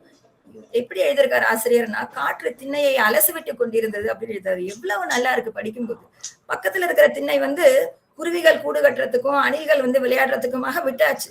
சோ எவ்வளவு தைரியமா அணிலெல்லாம் நம்ம இப்படி டக்குன்னு ஒரு சத்தம் போட்டாலே துள்ளி குதிச்சு ஓடுற அனிமல். அதெல்லாம் வந்து சந்தோஷமா விளையாடுதுன்னா எந்த அளவுக்கு அந்த இடமும் வந்து அவைகளுக்குன்னு அதுகளுக்கு புரிஞ்சிருக்கணும். அந்த பழக்கூடைய எடுத்துட்டு நாகப்பழத்தை வித்துக்கிட்டு கூடக்காரி வந்தா அவளுக்கிட்ட இவருக்கு வேணுமோ வேண்டாமோ அவளுக்கு ஒரு வாய் மோர் நிறுத்தி வச்சு மோர் கொடுக்கணும். அதுக்காகவாது வீட்டுல இருக்கிறவங்கள வாங்க சொல்லணும். அவர்கிட்ட செல்லையாங்கிற ஒருத்தன் வேலை பார்க்கறான். சின்ன வயசுல இருந்து இப்ப அவனுக்கு வயசாயிட்டா கூட அவரை விட்டு நகராம இருக்கிறான். அந்த மாதிரி இருக்கிற ஒரு மனுஷனுக்கு திடீர்னு அந்த செல்லையா வந்து என்ன சொல்ற, ஒரு நாளைக்கு பதறி அடிச்சுட்டு ஓடி வரான். ஐயா, நம்ம வயல்ல யாரோ தீ வச்சுட்டாங்க அப்படின்னு. இவருக்கு புரியல. நிஜமாவா? ஆமாங்க, வாங்க உடனே. இவர் பதட்டம் இல்லாம ஆனா கிளம்புறாரு. எதுக்கும் ஒரு அருவாலை எடுத்துக்கலாம். அது எதுக்குடா? இல்ல நம்ம கையில இருக்கட்டும் வாங்கன்னு. அது மரத்தை வெட்டுற அருவாள். பரவாயில்லையா, நம்ம கையில ஒரு தைரியத்திற்கு இருக்கட்டும். சரி, அவன் அருவாலை எடுத்து கொடுக்குறாங்க. அருவாலை எடுத்துட்டு 2 பேரும் அந்த வயலுக்கு வேகமா போறாங்க. வயலை தாண்ட வாய்க்கால்ல இறங்கி அவர் குனிஞ்சு தண்ணியை எடுத்து மூஞ்சியில அடிச்சுக்கும் போது அந்த நிழல்ல தெரியுது, இந்த செல்லையா அருவாலை தூக்கி அவர் கழுத்து மேல நேரா இறக்குறான். சின்ன குழந்தையில இருந்து அவர் போட்டதை உண்டு வளர்ந்த அந்த பையன் அவர் ஒரு தன்னிச்சையா அப்படி டக்குன்னு நகர்ந்ததுல கை முழுசுமா துண்டிச்சு விழுந்திருக்கு. அவர் கத்துனதுல எல்லாரும் ஓடி வந்துடுறாங்க. ஆனா இவன் வந்து அதுக்குள்ள தப்பிச்சு ஓடி போய் பக்கத்துல தோப்புவையா போய் மறைஞ்சிடறான். ஆனா உடனே புரிஞ்சிருது கொஞ்ச நேரத்துல எதனால அது நடந்திருக்கும்னு. பக்கத்து ஊர்ல நடந்த ஒரு சாதி கலவரம் வந்து இந்த ஊர் மட்டும் எப்படி இப்படி அமைதியா இருக்கு, இங்கேயும் நம்ம வந்து ஒரு கலவரத்தை உண்டு பண்ணணும் அப்படிங்கிறதுக்காக ஏற்படுத்துது. அதுக்கு வந்து அவன் மனதை சாராயத்தால் கழுவி விட்டார்கள் அப்படின்னு அவர் எழுதியிருக்காரு. அவ்வளவுதான், அந்த ஒரு வார்த்தை தான் அங்கவே முடிஞ்சிருச்சு. அவனை எப்படி அவங்க மூல செலவை பண்ணிருப்பாங்கன்னு. இவர் என்ன சொல்றாருன்னா, எனக்கு இருக்கிற எல்லாரும் சொல்றாங்க அவன் மேல போலீஸ்ல கம்ப்ளைண்ட் கொடுக்கணும், அவன் எப்படி இப்படி செய்ய போச்சு அப்படின்னு. ஊரே மாஞ்சு போகுது. இவர் என்ன சொல்றாரு, எனக்கு வந்து ஒரே ஆறுதல், அவன் மனதும் மூளையும் இந்த வேலையில் சம்பந்தப்படவில்லை அப்படிங்கிறாரு. அப்படின்னா என்ன ஒரு பெருங்கருணை, எவ்வளவு ஒரு நம்பிக்கை அவன் மேல. அவன் தன் வசத்தை இழந்த ஒரு நிலையில தான் இந்த காரியத்தை செய்திருக்கணும். அவன் உணர்ந்து செய்திருக்க மாட்டான்னு தனக்கு தீங்கிழத்தை ஒரு கண்ணத்தை அடிச்சா அடுத்த கண்ணத்தை காட்டுன்னு சொல்றதோட அதை வாழ்க்கையில செய்து காமிக்கிற மாதிரியான ஒரு பாத்திரத்தை படைக்கிறதுங்கிறது எவ்வளவு அருமையா இருக்கு அப்படின்னு அவர் சொல்றாரு. அவர் ஆஸ்பத்திரி எல்லாம் இருந்து முடிச்சுட்டு அவர் வீட்டுக்கு திரும்பி வந்த பிறகு ஒரு நாள் பின்னாடி கொல்லை பக்கம் சத்தம் கேக்குது. பொண்ணு போய் கதவை திறக்கிறான். அந்த செல்லையா நிக்கிறான். நீ இங்க வந்த போ அப்படிங்கிறான். அவன் எதுவுமே சொல்லாம நான் ஐயாவை பார்க்கணுங்கிறான். அவங்கள தள்ளிட்டு உள்ள வந்துட்டு இவர் காலில் வந்து விழுந்துட்டு அழுதுட்டே இருக்கான். கை இல்லாம இருக்காரு, ஒரு கை இல்ல, அழுதுட்டே இருக்கான். அவனை பிடிச்சி தூக்க பாக்குறாரு. அவர் முகத்தை ஒரு நிமிஷம் பாக்குறான். திருப்பி அவர் காலில் விழுந்துட்டு உடனே ஓன்னு அழுதுட்டே இருக்கான். அப்படியே நேரம் கரைஞ்சிட்டே இருக்கு. பேச்சே இல்ல, வார்த்தைகளே இல்ல. அவர் ஒரே ஒரு வார்த்தை கேட்கிறாரு, சாப்பிட்டியாடா அப்படின்னு. அவன் நிமிர்ந்து பாக்குறான். இலைய போடு அவனுக்கு. இலைய போட்டு அவங்க மனைவி வந்து சாதம் பரிமாறுறாங்க. உட்கார்ந்து சாப்பிட ஆரம்பிக்கிறான்னு முடிக்கிறாங்க. இதெல்லாம் வந்து நிஜத்துல சாத்தியமானு தெரியல. ஆனா சாத்தியம் இருக்கிறதுனாலதான் இது நடந்திருக்கணும், அதனாலதான் எழுதப்பட்டிருக்கணும்னு நான் நினைக்கிறேன். இதுவும் ஒரு என்னை பொறுத்தவரையிலும் ரொம்ப பிடிச்ச ஒரு கதை. எல்லா கதையுமே இப்படி ரொம்ப சீரியஸா இருக்கானா அப்படியும் நம்ம சொல்ல முடியாது. சந்திப்பிழைகள்ன்ட்டு ஒரு கதை. இப்போ இங்க அநேகமா இங்க இருக்கிற எல்லாருமே வந்து அலைபேசி எல்லாம் வர்றதுக்கு முன்னாடி தொலைபேசியே வந்ததை நம்ம புதுசா பார்த்த ஒரு காலகட்டத்துலதான் நம்ம எல்லாரும் பிறந்து வளர்ந்துருப்போம்னு நான் நினைக்கிறேன். சோ ஒரு வீட்டுக்கு டெலிபோன் முதல்ல வரணும்னா அதுக்கு பதிவு செய்யறதாகட்டும், எப்போ போன் வரும் வீட்டுக்கு, நமக்கு எப்போ போன் வரும்னு எதிர்பார்த்து கொண்டு இருப்பதாகட்டும், வந்தா அதை எங்க வைக்கிறது, அதுக்கு ஒரு சின்ன மேடையோ டேபிளோ, அப்புறம் அதுக்கு மூடி வைக்கிறதுக்கு யார் முதல்ல பேசுறது, யாருகிட்ட பேசணும், யாருகிட்ட பேசணும், நம்ம நம்பர் அக்கம் பக்கத்துல இருக்கிறவங்கள்ட்ட கொடுக்கணுமா வேண்டாமா, எத்தனை நிமிஷம் பேசணும், போன் பில் எவ்வளவு வரும், இத்தனையும் நம்ம கணக்குல வச்சுக்கிட்டு அந்த தொலைபேசியை வந்து கொண்டாடி இருக்கிற இந்த அனுபவம் வந்து எல்லாருக்குமே இருக்கும். இதையும் ஒரு கதையில வந்து ரொம்ப அருமையா எழுதியிருக்காரு. இதை வந்து எனக்கு பொதுவா எப்படி தோணுதுன்னா, இவ்வளவுதான் இந்த கதையெல்லாம் நான் சொன்னாலும் கூட, ஒரு இனிப்பு இருக்கு. அந்த இனிப்ப வந்து அத சாப்பிடும்போது ரொம்ப சுவையா இருக்கு. அது சுவை வந்து நாக்க விட்டு விலகவே இல்ல. இப்ப நெனச்சாலும் இனிப்பா இருக்கு. அடிநாக்கிலேயே நிக்குது. எல்லாமே நம்ம சொல்லலாம். ஆனாலும், அத நம்ம வாயில போட்டா தான் அதனோட உண்மையான அந்த உண்மையான ருசிய வந்து நம்மளால உணர முடியும். அது மாதிரி எவ்வளவுதான் மாஞ்சு மாஞ்சு சொன்னாலும், வாசிக்கணும். ஆசிரியரோட எழுத்த வாசிச்சா தான் அதனோட உண்மையான அந்த சுவையோ, அந்த உணர்வையோ அப்படி நம்ம வந்து உணர முடியும். அந்த மாதிரி ரொம்ப எளிமையா, ஆனா மனசுக்கு நெருக்கமா ரொம்ப அருமையா இருந்தது. என்னன்னா, ஒரு கதைய முடிச்சுட்டு உடனே அடுத்த கதைக்கு போக முடியல. ஏன்னா, இந்த எழுத்து வந்து நம்மள அப்படியே பெயர்த்து கொண்டு போய் அந்த ஊர்லயும், அந்த மனுஷங்களுக்கு நடுவுலயும் வச்சிடுற போது, கதை முடிஞ்சிட்ட பிறகு, அந்த கதை களத்திலேருந்து நம்ம கிளம்பணும். கதை மாந்தர்கள்ட்ட விடை பெறணும். அது கொடுத்த உணர்விலேருந்து விடுபடணும். இத்தனையும் பண்ணிப்புட்டு நம்ம உடனே எப்படி அடுத்த கதைக்கு போக முடியும்? கொஞ்சம் நேரம் ஆகுது. அதுக்கு பிறகு தான் அடுத்த கதைக்கு போக முடியுது. அந்த மாதிரி ஒரு மிக சிறப்பான அனுபவத்த குடுத்த சிறுகதை தொகுப்பு. எல்லாரும் அநேகமா எல்லாரும் வாசிச்சிருப்பீங்கன்னு நெனைக்கிறேன். நான் தான் ஒரு லேட் என்ட்ரியா இப்ப வாசிச்சிருக்கேன்னு நெனைக்கிறேன். ஒருவேளை வாசிக்காம இல்ல திருப்பியும் கூட வாசிக்கலாம். இதுல என்ன இருக்கு? நமக்கு பிடிச்சத வந்து ஒரு வாட்டி பாதாம் அல்வா சாப்பிட்டா இன்னொரு வாட்டி சாப்பிட மாட்டோமா என்ன? அது மாதிரி மீண்டும் வாசிக்கிற மாதிரியான ஒரு எழுத்தும் கதையுமாக தான் இது இருந்தது. அ நேரம் இருந்தால் இன்னொரு கதைய பத்தி கூட நான் சொல்ல விரும்புறேன். ஒரு நேரம் 2 இருக்கா? ஒரு 2 நிமிடத்துக்குள்ள முடிச்சிடலாம்னா சொல்லுங்க. சொல்லுங்க. ஆ உயிர்ச்சுழின்னு இந்த தலைப்பு இருக்கிற அந்த ஒரு கதை. அது வந்து நல்லா வாழ்ந்த ஒரு மனிதர். ராசு செட்டியார்ன்னா ஒரு ஊர்ல வந்து வயலும் விவசாயம் பண்ணிட்டு நல்ல செல்வாக்கா வாழ்ந்த ஒரு மனிதர், அ விவசாயம் நொடிச்சு போயி, இது ஆகாததுனால தொழில் விவசாயம் பொய்த்து போனதுனால, ஒருத்தன நம்பி ஒரு தொழில்ல இறங்கி பைசாவ போட்டு அதுலயும் இழந்துடுறாரு. எல்லாத்தையும் இழந்துபுட்டு எப்படி ஒரு அந்த ஊர்ல வாழறதுன்னு சொல்லிட்டு, பக்கத்துல இருக்கிற ஒரு ஊர்ல வந்து கிடைத்த வேலைய செய்து கொண்டு, ஒரு வாழை மண்டியில லோடு ஏத்துற மாதிரியான ஒரு வாழ்க்கை வாழ்ந்துட்டு இருக்காரு. அவர் இருந்த ஊர்ல அவரை அண்டி பிழைத்த ஒரு சிறுவன் இப்ப கொஞ்சம் வளர்ந்துட்டு, அவன் விதை நெல் வாங்குறதுக்காக இந்த ஊருக்கு வரான். இவரை இங்க இப்படி பார்த்தோன்னே அவனுக்கு வந்து அதிர்ச்சி தாங்க முடியல. ஐயாவா இது? ஐயாவா அதுன்னு மலைச்சு போய் மாஞ்சு போகுறான். ஆனா அவர் வந்து இதுவும் வாழ்க்கையினோட ஒரு அங்கம் மாதிரி அவன்கிட்ட ரொம்ப இயல்பா பேசுறாரு. ஊர்ல இருக்கிறவங்க எல்லாம் விசாரிக்கிறாரு. இவனுக்கா பொங்கி பொங்கி வருது. ஒரு வெள்ளம் வந்தா, பஞ்சம் வந்தா, அவரு வாய்ட்டு வாசல்ல தானே போய் நின்னோம். அவரு குடுத்த உடைய தானே உடுத்தினோம். அவரு குடுத்த சாப்பாடு தானே சாப்பிட்டோம். ஐயா இப்படி கிடக்குறாரே அப்படின்னு. ஆ அவர் என்ன சொல்றாரு? எனக்கு எல்லாமே எல்லாம் இதெல்லாமும் வாழ்க்கையோட ஒரு அங்கமா எடுத்துக்கிறேன். ஒரே ஒரு கவலை தான். இந்த ஊர்ல நான் இறந்தேன்னா, கேட்க யாரு என்னன்னு தெரியாம ஒரு அனாதையா இருந்துடுவேனோ அப்படின்னு தாண்டா வருத்தமா இருக்குன்னு சொல்றாரு. நைட்டு அவனுக்கு படுத்துக்கிறதுக்கு வாழைச் சரிகை எல்லாத்தையும் விரிச்சு படுக்க மாதிரி, அது மேல அவரோட ஒரு பழைய வேட்டிய போட்டு படுக்க சொல்லிட்டு, அவரு படுத்து அடுத்த நிமிஷம் தூங்கி போயிடுறாரு. விதை நெல் வாங்குறதுக்காக பைசா கொண்டு வந்த இந்த பையன் வந்து, அந்த பழசா அவர் செல்வாக்கா வாழ்ந்ததெல்லாம் நினைச்சு பார்க்கிறான். இப்ப வந்து பக்கத்துல வாழைச் சருகு மேல அவர் படுத்திருக்கிறத பார்த்துட்டு, அவன் என்ன நினைச்சுக்கிறான்? விதை நெல் வாங்க என்ன ஆகப் போகுது? மிஞ்சி போனா ஒரு பக்கம் ஒரு பாகம் நிலம் வந்து தரிசா கிடந்தா கிடந்துட்டு போகட்டும். இந்த பைசாவ குடுத்து நாளை கடையில போய் ஒரு பாலிஸ்டர் வேட்டி சட்டைய துண்டு வாங்கி, ஐயா வாங்க மாட்டேன்னு சொன்னாலும் கால்ல கையில விழுந்து கதறியாவது அவர் கையில அத குடுத்து அவர உடுத்திக்க வச்சுட்டு தான் நான் ஊருக்கு போகணும் அப்படின்னு நினைச்சுக்கிறான்னு சொல்லி முடிச்சிருக்காரு. இந்த கதைகள்லாம் நம்ம சொல்லும்போது அது எந்த தாக்கத்தை ஏற்படுத்துதுன்னு எனக்கு தெரியல. ஆனா வாசிச்சா அது ஏற்படுத்துற தாக்கம் வந்து ரொம்ப ஆழமானதா இருக்கு. மொத்தத்தில் மானுடத்தை கொண்டாடுகிற, மனித நேயத்தில் நம்பிக்கை வைக்க தூண்டுகிற ஒரு அற்புதமான சிறுகதை தொகுப்பு. ஆசிரியருக்கு வாழ்த்துக்களும் நன்றிகளும். வாசிப்போம் தமிழ் இலக்கியம் குழு வளர்ப்போம் குழுவின் அட்மின் மந்திரமூர்த்தி சார் அவர்களுக்கும், இணைந்திருந்த அத்தனை நண்பர்களுக்கும் எனது நன்றியை தெரிவித்துக் கொள்கிறேன். மிகவும் மகிழ்ச்சி. அருமையான உரை எழுத்தாளர் அனுராதா ஜெய்சங்கர். ரொம்ப உருக்கமாக அருமையாக பேசுனீங்க. அடுத்து மூன்றாவதாக பாரதி பாலன் அவர்களினுடைய படைப்புகளை குறித்து பேசுவதற்காக நண்பர் எழுத்தாளர் மணி மீனாட்சி சுந்தரம். அவர் பாரதி பாலனினுடைய உடைந்த நிழல்கள் அப்படிங்கிற நாவலை குறித்து பேசுவதற்காக அவர் வந்திருக்கிறார். அவரை பற்றிய ஒரு சிறு குறிப்பை வாசித்து விடுகிறேன். எழுத்தாளர் மணி மீனாட்சி சுந்தரம் மதுரை காமராசர் பல்கலைக்கழகத்தில் நவீன கவிதை குறித்து முனைவர் பட்ட ஆய்விலே ஈடுபட்டுள்ளார். தமிழாசிரியராக பணிபுரிகிறார். தமிழக அரசினுடைய புதிய பாடல் உருவாக்க குழுவிலே பணியாற்றிய பெருமைக்கு உரியவர்.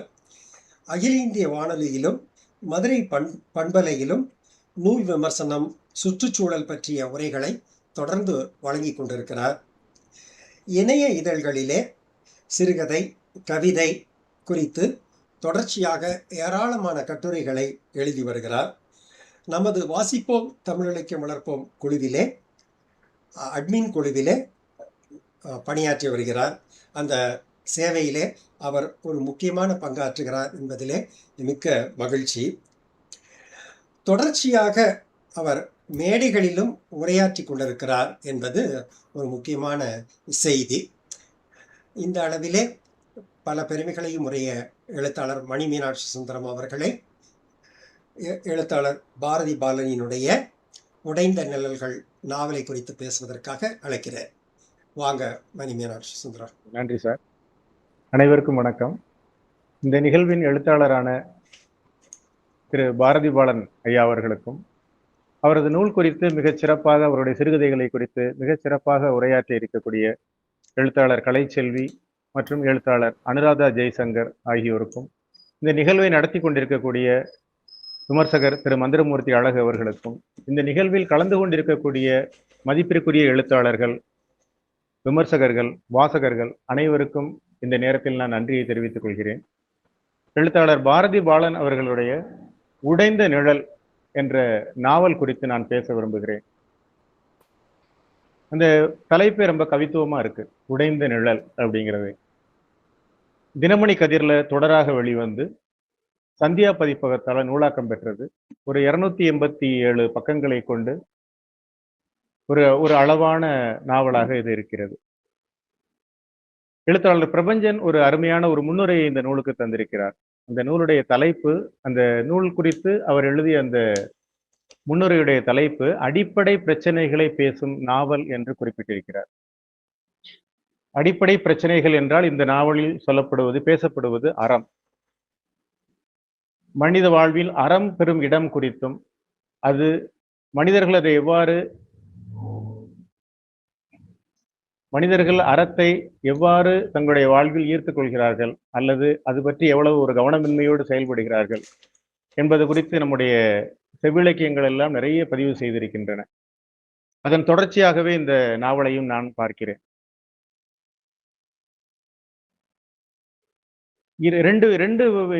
இரண்டு நண்பர்களை பற்றிய கதை போன்ற இந்த நாவல் இருக்கிறது. அவர்களை பற்றி தான் அதிகமா அவர்களை பற்றிய ஒரு உரையாடலும் அவருடைய வாழ்க்கையுமாக தொடர்ந்து செல்லக்கூடிய ஒரு நாவல். ஆனால் அது 2 நண்பர்களை பற்றிய ஒரு நாவல் அல்ல. இருவேறு உலகத்து இயற்கை என்று வள்ளுவர் சொல்லுவார் அல்லவா? அதாவது அவர் செல்வம் அறிவுன்னு சொல்லுவாரு. இங்கே ஒரு அறத்தின் வெற்றி, அறமின்மையின் அறம் பிறழ்ந்த வெற்றியும் ஒரு ஒரு அறத்தை விரும்பக்கூடிய ஒருத்தனுடைய ஒரு தோல்வியுமாக இருவேறு ஒரு மனிதர்களை மையமாக வைத்து 2 விதமான விஷயங்களை பற்றி இந்த நூல் விவாதிக்கிறது. அப்படித்தான் இதை எடுத்துக்கிறோம். ஒரு ஒரு ஒரு முக்கியமான ஒரு சமூக பிரச்சனை, மனிதர்கள் அறத்தோடு வாழணுமா இல்ல அறத்தை தள்ளி வைத்து விட்டு இந்த வாழ்க்கையில எப்படியாவது வெற்றி அடையணும்னு நாம விரும்பணுமா? இதான் இந்த 2 கதாபாத்திரங்களும் அப்படித்தான் வடிவமைக்கப்பட்டிருக்கு. ரொம்ப அருமையா அதை பிரபஞ்சன் சொல்லியிருக்காரு. அதை மட்டும் நான் இங்கே சொல்றேன். அந்த 2 கதாபாத்திரங்களுடைய தன்மையை அவர் ரொம்ப சுருக்கமாகவும் ரொம்ப நுட்பமாகவும் அதை சொல்றார். உலகம் 2 வகையான பிரகிருதிகளால் ஆனது. ஒன்று, எந்த சூழ்நிலைகளையும் தெரித்து கொண்டு மான அவமானங்கள் பற்றியெல்லாம் அலட்டி கொள்ளாமல் நீதி நெறிகளை பற்றிய மனசாட்சி தொந்தரவுகளை ஒரு தட்டை கழுவி துடைத்து விட்டது போல துடைத்து எரிந்துவிட்டு லௌகீக வெற்றிகளை அடைவது. இது ஒண்ணு. மற்றது, வெற்றிக்கான சகல வழிமுறைகளை அறிந்து கொண்டாலும் அவைகளை அமல்படுத்த முடியாமல் சரி தவறு என்ற 2 முரண்களில் எதை சார்வது என்று குழம்பிக் கொண்டே வாழ்க்கையை கரைத்து கொள்வது. இதுதான் அந்த 2 பேர். ஒருத்தர் காந்திராஜன், இன்னொரு நரேஷ் முத்தையா. 2 பேரும் தேனி மாவட்டத்தில் உள்ள ஒரு கிராமத்துல இருந்து சென்னைக்கு வேலை தேடி வர்றாங்க. ஒரு தற்காலிகமா வேலை செஞ்சுக்கிட்டு அங்கே சென்னையில உள்ள ஒரு தீ நகர்ல ஒரு அறை எடுத்து தங்கியிருக்காங்க. காந்திராஜன் தற்காலிகமான ஒரு வேலையில இருக்கார். நரேஷ் முத்தையா வேலை தேடிக்கிட்டு இருக்காரு. இதுல காந்திராஜன் யாரு, நரேஷ் முத்தையா யாரு அப்படின்னு சொன்னா, காந்திராஜன் எப்படியாவது இந்த உலகத்தில் என்ன செய்தாவது வெற்றி பெற வேண்டும் என்ற நிலை உள்ளவர். திறமைமிக்க ஒரு ஆளா இருக்காரு அவர். அறம் பற்றி கவலைப்படாத ஒரு மனிதரா இருக்காரு. வெற்றி தான் அவருடைய நோக்கம். அதோட அவருக்கு பெண்ணாசை மிகுந்தது, ஏமாற்றுதல், எல்லாவித கெட்ட பழக்கங்களும். பொதுவா ஒரு வார்த்தையில சொல்லணும்னா கெட்டவர் அவர். திறமையானவர், ஆனா கெட்டவர். ஆனா நரேஷ் முத்தையா ரொம்ப நல்லவர். அறத்தின்படி வாழணும்னு நினைக்கிறாரு. பெண்களை மதிக்கிறாரு. உண்மையான காதல ஆராதனை செய்வரா இருக்காரு. இவங்க 2 பேரும் நண்பர்களா இருக்காங்க. அதான் ரொம்ப முக்கியமான விஷயம். இதுல காந்திராஜனுடைய அந்த அறையில தான் நரேஷ் முத்தையா தங்கியிருக்காரு. காந்திராஜன் நரேஷ் முத்தையாவுக்கு நிரந்தரமான ஒரு வேலை கிடைக்கிறதுக்காக எல்லா வகையிலையும் உதவுறாரு. அவரு நிரந்தரமான எல்லா வகையிலும் அப்படின்னு சொன்னா அவருடைய வெற்றி தான் அவருடைய நோக்கம். வழி வந்து அது அவர் நிர்ணயம் பண்றதுதான். அது மட்டும் இல்லாம தன்னுடைய கூட வேலை பார்க்குற ஒரு பெண்ணோட அவருக்கு வந்து ஒரு தொடர்பு இருக்கு. அவன் திருமணமானவளா இருக்கா, ஜெயந்தி. அவன் திருமணமானவளா இருக்கா. ஆனா அவரோட ஒரு ஒரு முறை ஒரு ஒரு முறையற்ற ஒரு உறவை வந்து தொடர்றாரு அவரு. இதெல்லாம் நரேஷ் முத்தையாவுக்கு தெரிஞ்சுதான் நடக்குது. அதை பற்றி அவங்க நீ பண்றது தப்புடா, அப்படிலாம் செய்யக்கூடாதுடா அப்படிலாம் நரேஷ் முத்தையா அவர்கிட்ட சொல்றாரு. காந்திராஜன் அதெல்லாம் காதுல வாங்கிக்கிறது மாதிரி இல்லை. ஆனா அவர் செய்யற செயல்கள் மூலம் நரேஷ் முத்தையாவுக்கு நிறைய விமர்சனம் இருக்கு. அது பற்றி அவர் மனசுக்குள்ளேயே அதை பத்தி யோசனை பண்றாரு. ஆனா தனக்காக வந்து நிறைய விட்டு கொடுக்குறாருங்கிறக்காக தன்னுடைய நண்பரை அவரு கூடவே இருக்காரு. ஒரு கட்டத்துல இதை அவரால் தாங்க முடியாம ஒரு காந்திராஜனுக்கு திரும்ப ஒரு பொண்ணு பாக்குறாங்க வசதியான இடத்துல. காந்திராஜன் நிலை உயர்ந்துட்டே இருக்கு. நரேஷ் முத்தையாவோட நிலை வந்து ரொம்ப மோசமாவே போயிட்டு இருக்கு. நரேஷ் முத்தையா கிராமத்துல இருக்கும்போது அதா அப்படிங்கிற தன்னுடைய பக்கத்து வீட்டு ஒரு பெண்ணை விரும்புறாரு. திருமணம் பண்ணிக்கணும்னு ஆசைப்படுறாரு. அது அவருக்கு கைகூடல. அந்த பொண்ணுக்கு திருமணம் ஆயிடுச்சு. ஒரு ஆட்டு வியாபாரியோட அந்த பொண்ணுக்கு வந்து திருமணம் ஆயிடுச்சு. திருமணமாகி அவங்கள அந்த செய்தியை கேள்விப்படுறாரு. அதெல்லாம் பார்த்துட்டு அவர் ஒரு தோல்வியடைந்த மனிதராகவே ஆயிட்டே இருக்காரு அவர். ஒரு குறிப்பிட்ட நிலையில காந்திராஜனோட உறவை முறிச்சுக்கிட்டு அவர் வந்து ஊருக்கு வந்துடுறாரு. அப்ப ஏன் நான் வந்து உன்னுடைய உறவை முறிச்சுக்கிறேன் அப்படிங்கிறத வந்து அவர் சொல்றார். நீ செய்யறதெல்லாம் தப்பு அப்படின்னு சொல்லிட்டு என்ன ஏன் இப்படிலாம் இருக்கு, இந்த மாதிரி ஒரு மனிதரோட நான் வந்து உன்னுடைய உதவியை வாங்கி நான் வந்து வாழணுங்கிற அவசியம் எனக்கு இல்லை அப்படிங்கிற முடிவோட வந்துடுறார். அதாவது ஒரு அறத்தின் மீது மிகுந்த பற்று கொண்ட ஒருவன் ஒரு அறம் பிறந்த மனிதனோட தொடர்ந்து உறவு வச்சுக்கிற முடியாது. ஒரு கட்டத்துல இருந்து வெளியேறத்தான் வேணும். அங்கே நடக்குது. நரேஷ் முத்தையா வெளியில வந்துடுறாரு. ஆனா காந்திராஜன் அவரை திரும்ப அவர் ஊருக்கு வந்து அவரை சந்திச்சு மீண்டும் அவரை வந்து கூப்பிடுறாரு. வா, அங்க உனக்கு இங்க ஏதாவது வேலை ஏதாவது ஏற்பாடு பண்ணி தருவோம் வான்கிறாரு. ஆனா இவர் வரல அப்படின்னு இருக்காரு. நரேஷ் முத்தையாவோட அம்மா இறந்து போயிடுறாங்க. அவருக்கு எப்படியாவது ஒரு வயசாயிட்டே போகுது, திருமணம் முடிச்சு வைக்கணும்னு அவங்க வீட்டுல எல்லாரும் உதவுறாங்க. இப்ப நரேஷ் முத்தையாவோட பிரச்சனை என்னன்னா, ஏறக்குறைய வந்து அவர் ஒரு மனநிலை பிறழ்ந்த ஒரு ஆளா கடைசியா மாறிடுறாரோங்கிற அளவுக்கு இந்த நாவல்ல வந்து அவரை பற்றிய விவரணைகள் இருக்கு. எல்லா பெண்களையுமே அவர் வந்து சந்தேகப்படுறார். அழகான பெண்கள் எல்லாமே தவறானவர்கள். இந்த காந்திராஜன் ஜெயந்தியுடைய நட்பை வச்சு அவர் அந்த மாதிரி ஒரு முடிவுக்கு வர்றாரு. ஒரு அழகான பெண்ணை அவர் கொண்டு போய் ஒரு திருமணத்துக்காக பெண் பார்க்குறாங்க. அவருக்கு அந்த சிந்தனைகள் தான் வருது, மாட்டேங்கிறாரு. திரும்ப கடைசியா அவர் வந்து ஒரு திருமணத்துக்கு ஒத்துக்கிறதோட இந்த நாவல் வந்து முடிவுக்கு வருது. இந்த இந்த நாவல் வந்து கடைசியா வந்து முடியுது. ஆனா அந்த விவாதங்கள் வந்து வாசகத்தை அப்படியே தொடருது. அவ்வளவுதான். இது எது சரி, நரேஷ் முத்தையாவா, காந்திராஜனா? காந்திராஜன் என்ன பண்ணியிருக்கலாங்கிறதுல நமக்கு வந்து கோபம் இருக்கு. ஆனா நரேஷ் முத்தையா மேல இப்ப காந்திராஜன் மேல எவ்வளவு வாசகருக்கு கோபம் வருதோ அதே போல நரேஷ் முத்தையா மேல பரிதாபம் வர்றதோட மட்டும் இல்லாம ஒரு எரிச்சலும் வருது. வெறும் அறத்தை பிடித்து கொண்டு தொங்குவதனால இந்த வாழ்க்கையில் நாம எதை சாதிக்க போறோம்? நாம வந்து ஒண்ணு அறத்தை கை கொண்டவன் ஒரு செயல்திறன் மிக்கவனாக இல்லைன்னு சொன்னா வெறும் அறம் வந்து எதுக்கு உதவும்? ஏட்டு சுரக்காய் கறிக்கு உதவாதுங்கிறது மாதிரி லதாவை விரும்பக்கூடிய நரேஷ் முத்தையா அதுக்கு எந்தவித முன்னேற்பாடும் இருக்கிறது இல்லை. அவட்ட கூட அதை அவன் சொல்றது கிடையாது. ஆனா காந்திராஜன் கெட்டவனா இருந்தா கூட ஒரு வாசக மனம் காந்திராஜன் மேல மதிப்பு கொள்ளுது. என்ன அப்படின்னு சொன்னா, காந்திராஜன் ஒரு நல்ல நண்பனா நரேஷ் முத்தையாவுக்கு கடைசி வரை இருக்கான். நரேஷ் முத்தையா அவனை விட்டு வந்துட்டா கூட திரும்ப அவனோட ஊருக்கு வந்து அவனோட மீண்டும் அவன் வந்து நீ என்னோட வான்னு கூப்பிடுறான். அவன் மறுக்கிறான். அவனுடைய மனைவியும் வந்து பார்த்துட்டு போறான். அந்த அளவுக்கு நரேஷ் முத்தையாவால காந்திராஜனுக்கு எந்த நன்மை இல்லைன்னா கூட காந்திராஜன் வந்து நரேஷ் முத்தையாவின் மீது கொண்டிருக்கிற அன்பு பெரிது. அதை நாம் மதிப்பளிக்க வேண்டும். ஒரு நல்ல நாவல், வாழ்க்கை குறித்த விசாரணையை மேற்கொள்வதுதான் ஒரு நல்ல நாவலுடைய பண்பு. அது அந்த நாவல் வந்து மிக சிறப்பாக செய்து, மிக எளிய நடை, நல்ல சிக்கலற்ற என்ன சொல்ல வர்றோங்கிறத மிக தெளிவாக சொல்லக்கூடிய ஒரு எளிய வளமான ஒரு மொழிநடை ஆசிரியருடையது. இந்த இந்த இந்த நாவலை விரும்பியவர்கள் அனைவரும் படிக்க வேண்டும் என்று நான் விரும்புகிறேன். இந்த நூலை வாசிப்பதற்கு நமக்கு வாய்ப்பளிக்கக்கூடிய இந்த வாசிப்போம் தமிழ் இலக்கியம் வளர்ப்போம் குழுவின் அட்மின் திரு மந்திரமூர்த்தி அவர்களுக்கும் உரையாற்ற வாய்ப்பளித்தமைக்கும் இந்த நாளில் நன்றி கூறி விடைபெறுகிறேன். நன்றி, வணக்கம். இதோட இந்த கதையில ஒரு சொல்ல வேண்டிய அந்த காலத்து சென்னையுடைய விஷயங்கள்லாம் இந்த நாவல்ல நிறைய அங்கெங்கே தொடறாங்க. இந்த சென்னையில வாழ்ந்தவங்க ஒரு அந்த கால நினைவுகளை மீட்டெடுக்கிற மாதிரி இருக்கு. உணவுக்காக எப்படி சிரமப்படுறாங்க. ஒரு நல்ல சாப்பாடு கிடைக்கக்கூடிய ஒரு இடத்த நம்மளுடைய படிக்கிற வயசுல நம்ம எப்பவுமே மறந்துருக்க மாட்டோம். அப்படி ஒரு ஆந்திரா மெஸ் இது வருது. அது நாம படிக்கும்போது நாம நமக்கு ஆதர்சமா இருந்தக்கூடிய ஒரு உணவகம் நமக்கெல்லாம் ஞாபகத்துக்கு தோன்றக்கூடிய கதை. ஒரு நல்ல கதை. எழுத்தாளருக்கு மிக்க நன்றியும் அன்பும். நன்றி. ரொம்ப மகிழ்ச்சி எழுத்தாளர் மணி மீனாட்சி சுந்தரம். ரொம்ப அருமையான முறையில சொன்னீங்க. கதையை சொல்லி அதுல பாத்திரம் எப்படி இருக்கிறது, கதை எவ்வளவு அழகா அவர் கட்டமைச்சிருக்கிறாருங்கிறதெல்லாம் ரொம்பவும் அருமையான முறையில விளக்குனீங்க. மகிழ்ச்சியும் அன்பும். நன்றி சார். அடுத்து தொடர்ந்து எழுத்தாளர் பாரதி பாலனினுடைய படைப்புகளை வாசித்த நண்பர்கள் ஒரு 2 நிமிடத்துல அவரோட படைப்பை பத்தி உங்களுடைய கருத்துக்களை பகிர்ந்து கொள்ளலாம்.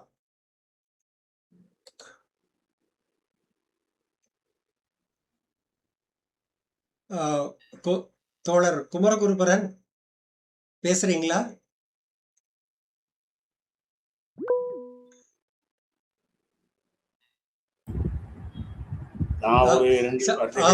வாங்க சார், வாங்க. பார்க்கவே இல்லை சார் உங்களை. சாரி. ரொம்ப மகிழ்ச்சி. பேசுங்க. கொஞ்சம் கேமராவை கொஞ்சம் நேரம் வச்சுக்கோங்களேன். இல்ல இன்னும் கொஞ்சம் மேல. எப்பவுமே நேர்பட பேசுறது தான் என்னோட வழக்கம். ஆமா. இன்னும் சரி. எல்லாரும் பேசினவங்க எல்லாரும் நல்லா பேசினாங்க. அது முதல்ல ஒரு மகிழ்ச்சியா இருந்தது. முதல்ல உங்களுக்கு ஒரு பெரிய நன்றி. பாரதி பாலன் மாதிரியான எழுத்தாளர்களை இன்னொரு தலைமுறைக்கு கடத்தாமல் விட்டுவிட்டோம் என்பது நம்ம எல்லார் மேலேயும் ஆன ஒரு தவறு. அதை நிவர்த்திக்கிற வகையில் நீங்கள் அவருடைய கதைகள், அவருடைய படைப்புகளை பற்றி நீங்கள் அதை அறிமுகப்படுத்துவதற்கான ஒரு முன்முயற்சி எடுத்ததை நான் மிகவும் வரவேற்கிறேன், பாராட்டுகிறேன். பாரதி பாலன் கதைகளை நம்ம எப்படி பார்க்கணும், முதல்ல பாரதி பாலனை பற்றி எவ்வளவு தெரியுங்கிறது தெரியல. பட் ஆனால் பாரதி பாலன் நெடுங்காலமாக ஒரு 80களிலிருந்து அவர் எழுதி கொண்டிருக்கிறார். அவர் பல சாதனைகளுக்கு உரியவர். அவர் ஒரு எழுத்தாளர் மட்டுமல்ல, அவர் ஒரு கல்வியாளர். அது மட்டுமல்ல, அவர் இதழியல் ஆராய்ச்சியாளர். அவருடைய முனைவர் பட்டம், அவருடைய எம்ஃபில் பட்டம் இந்தியா டுடே பற்றி செய்யப்பட்ட ஆய்வில் தான் அவருக்கு அந்த இது கிடைத்தது. அதெல்லாம் அவருடைய கல்வி, வாழ்க்கை சூழல், அதை பற்றின விஷயங்கள். ஆனால் அது அவருடைய சிறப்பு என்பது என்னவென்று கேட்டால், தமிழ் இலக்கிய உலகத்தில் தமிழ் சிறுகதைகளில் ஒரு பெரிய நெடும் சங்கிலி இருக்குது. அதாவது அது பாரதியாரிலிருந்து தொடங்குவதாக வைத்துக்கொள்ளலாம், அல்லது புதுமை பித்தனிலிருந்து தொடங்குவதாக வைத்துக்கொள்ளலாம். அந்த நெடும் சங்கிலியில் ஒரு மிக முக்கியமான ஒரு கண்ணி அவர். அந்த நெடிய சங்கிலி ஒன்று இருக்குது. அது அந்த சங்கிலியில் அவர் மிக ஒரு முக்கியமான மனிதர், முக்கியமான கண்ணி அவர். என்ன அர்த்தத்தில்னு சொன்னால், தமிழ் சிறுகதைகள் பேசக்கூடிய மாந்தர்கள் அப்படின்னு எடுத்துகிட்டு பார்த்தா, பல பேர் சொன்னாங்க அவர் ஜானகிராமனுடைய நடையின் சாயல் இருக்கு எல்லாம் சொன்னாங்க. ஆனால் அவர் ஒரு ஜானகிராமனும் ஒரு பிரபஞ்சனும் சேர்ந்த ஒரு ஹைபிரிட். அவருடைய மனிதர்கள் எல்லாம் பிரபஞ்சனுடைய மனிதர்கள் மாதிரி, அதாவது நம்மள மாதிரியான ஒரு விஷயம். அதாவது எல்லா மனிதர்களும் இயல்பிலேயே அன்பானவர்கள். அது யாரும் வன்முறையோட இருக்கக்கூடிய ஆட்கள், வன்மங்களோட இருக்கக்கூடிய ஆட்கள் அப்படிங்கிறது அவர்களுடைய இயல்பு அல்ல. ஆனால் வேறொரு விசை நம் மீது தாக்கம் செய்யும் போது, வெளியிலிருந்து ஒரு விசை அல்லது உள்ளிருந்து ஒரு விசை தாக்கம் செய்யும் போது நம்ம பிறழ்கிறோம். அந்த பிறழ் மனிதர்கள் அவர்கள் தான் அவருடைய கதைகளில் பெரும்பாலான கதைகளுடைய மனிதர்கள். அந்த பிறழ் மனிதர்கள் மீண்டு வருவது தான் கதை. அதுதான் அவருடைய பாணி. சுருக்கமாக சொல்வதானா, நாங்கள்லாம், அதாவது அவருக்கு ஒரு சில ஆண்டுகள் மூத்தவன் நான். நாங்கள்லாம் எழுத வர்ற காலகட்டங்களில் எப்படி இருந்ததுன்னா, மொழி என்பது மிக முக்கியமானது என்று ஒன்று நினைத்தோம். ஒவ்வொரு எழுத்தாளனுக்கும் ஒரு தனி நடை, தனி குரல், தனி மொழி இருக்கணும்னு நினைத்தோம். அதில் மிக முக்கியமானது சொல் செட்டு என்பது. அதாவது குறைந்த சொற்களில் ஒரு செறிவான அனுபவத்தை கொடுப்பது என்பது. அதை மிக வெற்றிகரமாக செய்தவர் பாரதி பாலன். பாரதி பாலன் என்னோடு சாகித்ய அகாடமியினுடைய பொதுக்குழுவில் இருந்தார். என்னோடு சரஸ்வதி சன்மான் பரிசுகளை தீர்மானிக்கிற அந்த பாஷா சமிதியில் இருந்தார். மிக முக்கியமான ஒரு எழுத்தாளர். அவரை நீங்கள் அடுத்த தலைமுறைக்கு எடுத்துக்கொண்டு போனது மிகுந்த மகிழ்ச்சி. நன்றி. மிக்க மகிழ்ச்சி சார். நீங்கள் கலந்து கொண்டு அவரை குறித்து மிகச் சிறப்பான முறையிலே, அருமையான முறையிலே எல்லோருக்கும் அறியும்படியாக சொல்லியதிலே ரொம்ப மகிழ்ச்சி. அடுத்து ஆனந்த் ரவி.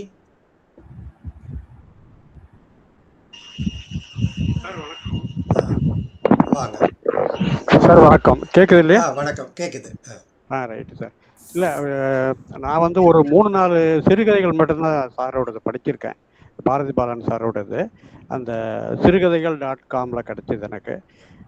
இது எல்லாரும் சொல்கிற மாதிரி இதில் வந்து கதை நிகழ்ச்சிகள் அப்படிங்கிறத விட அந்த கதையை அவர் கொண்டு போகிற விதம், அந்த சம்பாஷணைகள், வர்ணனைகள், இதெல்லாம் தான் வந்து ரொம்ப எடுப்பாகவும் எல்லாரையும் கவர்ற மாதிரி இருந்தது அப்படின்னு சொல்லிட்டு நான் நினைக்கிறேன். நிலம் அப்படின்னு ஒரு சிறுகதை. அதில் வந்து அந்த நிலத்தை விற்கிறாங்க. அதாவது ஒரு ஃபேக்ட்ரி வருது, நிலத்தை விற்கிறாங்க. எல்லாரும் விற்றாச்சு, ஒருத்தர் மட்டும் விற்காம இருக்காரு. அவரை எல்லாரும் வற்புறுத்தி, இல்லை நீயும் விற்றுட்டு நிறையா காசு கிடைக்கும், சும்மா போய் கஷ்டப்பட வேண்டாம் அப்படிங்கிற மாதிரி சொல்லும் பொழுது அதை எப்படின்னு சொல்றாரு அந்த வரிகள் பாருங்க. கண் நிறைய காசை காட்டி புத்தியை பிடுங்கி கொண்டு விட்டான், அப்புறம் மனசை கொண்டு போய் குப்பையில் கொட்ட வேண்டியதுதான் அப்படிங்கிறாரு. அதாவது கண்ணறைய காசை காட்டி புத்தியை பிடுங்கி கொண்டு விட்டாங்க, எல்லாரும் நிலத்தை கொடுத்துட்டாங்க, அப்புறம் என்ன கேள்வி முறை இருக்கு, மனசை கொண்டு போய் குப்பையில கொட்ட வேண்டியதான் அப்படிங்கிறாரு. அப்புறம் அந்த நிலத்தை வித்துட்ட பிறகு அவரு நினைக்கிறது, தலை குனிந்து அந்த மண்ணை காண வெட்கமாக இருந்தது அப்படிங்கிறாரு. அந்த ஓனர் வந்து அந்த நிலத்தை வந்து விவசாயம் பண்ணாம நம்ம ஒரு ஃபேக்டரிக்கு வித்துட்டோமே அப்படின்னு அந்த நிலத்தை குனித்தி பார்க்கும்போது அவருக்கு வெட்கமா இருந்ததுதான். அந்த ஒரு சென்டென்ஸ் வந்து ரொம்ப அருமையான சென்டென்ஸ். அதே மாதிரி உள்வாங்கும் உலகம் அப்படிங்கிற ஒரு சிறுகதையில் வந்து அம்மாவோட கடிதத்தை இவர் படிக்கிறார், வெளிநாட்டில் இருக்கவர் படிக்கிறாரு. அவர் வந்து அந்த கடிதத்தை பார்த்த உடனே அம்மாவின் முகம் நீரில் மிதப்பது மாதிரி மிதக்கிறது அப்படிங்கிறார். அந்த லெட்டரை பார்க்க பார்க்க அம்மாவோட முகம் வந்து நீரில் மிதப்பது மாதிரி மிதக்கிறது அப்படிங்கிறாரு. அப்புறம் ஒரு இடத்துல வந்து அந்த பையன் வந்து வேகமாய் வந்தான் அப்படிங்கிறத அவர் எப்படி ஓமையை காட்டி விவரிக்கிறார் அப்படின்னா, வேகமாய் வந்தான், பால் பொங்குகிற வேகம் அப்படிங்கிறார். எப்படி பால் வந்து எப்படி சரக்குன்னு எப்படி பொங்கி வருமோ அந்த மாதிரி. இன்னொரு இடத்துல ஒத்தையடி பாதையிலங்கிற ரசிச்ச ஒரே ஒரு லைன் மட்டும்தான், அவ்வளவுதான். அதாவது கடற்கரை மணல் நீளமாக உலர போட்டது மாதிரி கிடந்தது. துணிகளை காய போடுறோம்ல, அந்த மாதிரி நீளமான கடற்கரை மணல் வந்து உலர போட்டது மாதிரி இருந்தது அப்படிங்கிறாரு. ஸோ இந்த சொல்லாடல், தமிழில் அவருக்கு இருக்கிற ஆளுமை, இதெல்லாம் ரியலி பிரமிப்பா இருக்கு சார். பாரதி பாலன் சார், வாழ்த்துக்கள். நிறையா எழுதுங்க, நானும் நிறையா படிக்கணும் உங்கள் எழுத்தை. இது வரைக்கும் நான் படிக்காம விட்டுருந்தேன், இனிமேலாவது படிப்பேன். Thank you sir. Manthiramoorthy sir, thank you for the opportunity. Thank you. கலந்து கொண்டு உங்களுடைய கருத்துக்களை பகிர்ந்து கொண்டதில் ரொம்ப மகிழ்ச்சி. வேற யாராவது நண்பர்கள் பேசுறீங்களா? வாங்க வாங்க வாங்க. சுரேஷ் இந்திரநீலன், மைக் ஆன் பண்ணிக்கோங்க, அன்மியூட் பண்ணிக்கோங்க. வாங்க. மாலன் சார் ஒரே ஒரு வரியில சொன்ன மாதிரி, பிழர் மனிதர்களின் அவர்கள் மீண்டு வருவதற்கான கதை அப்படின்னு சொல்லி சொன்னார்.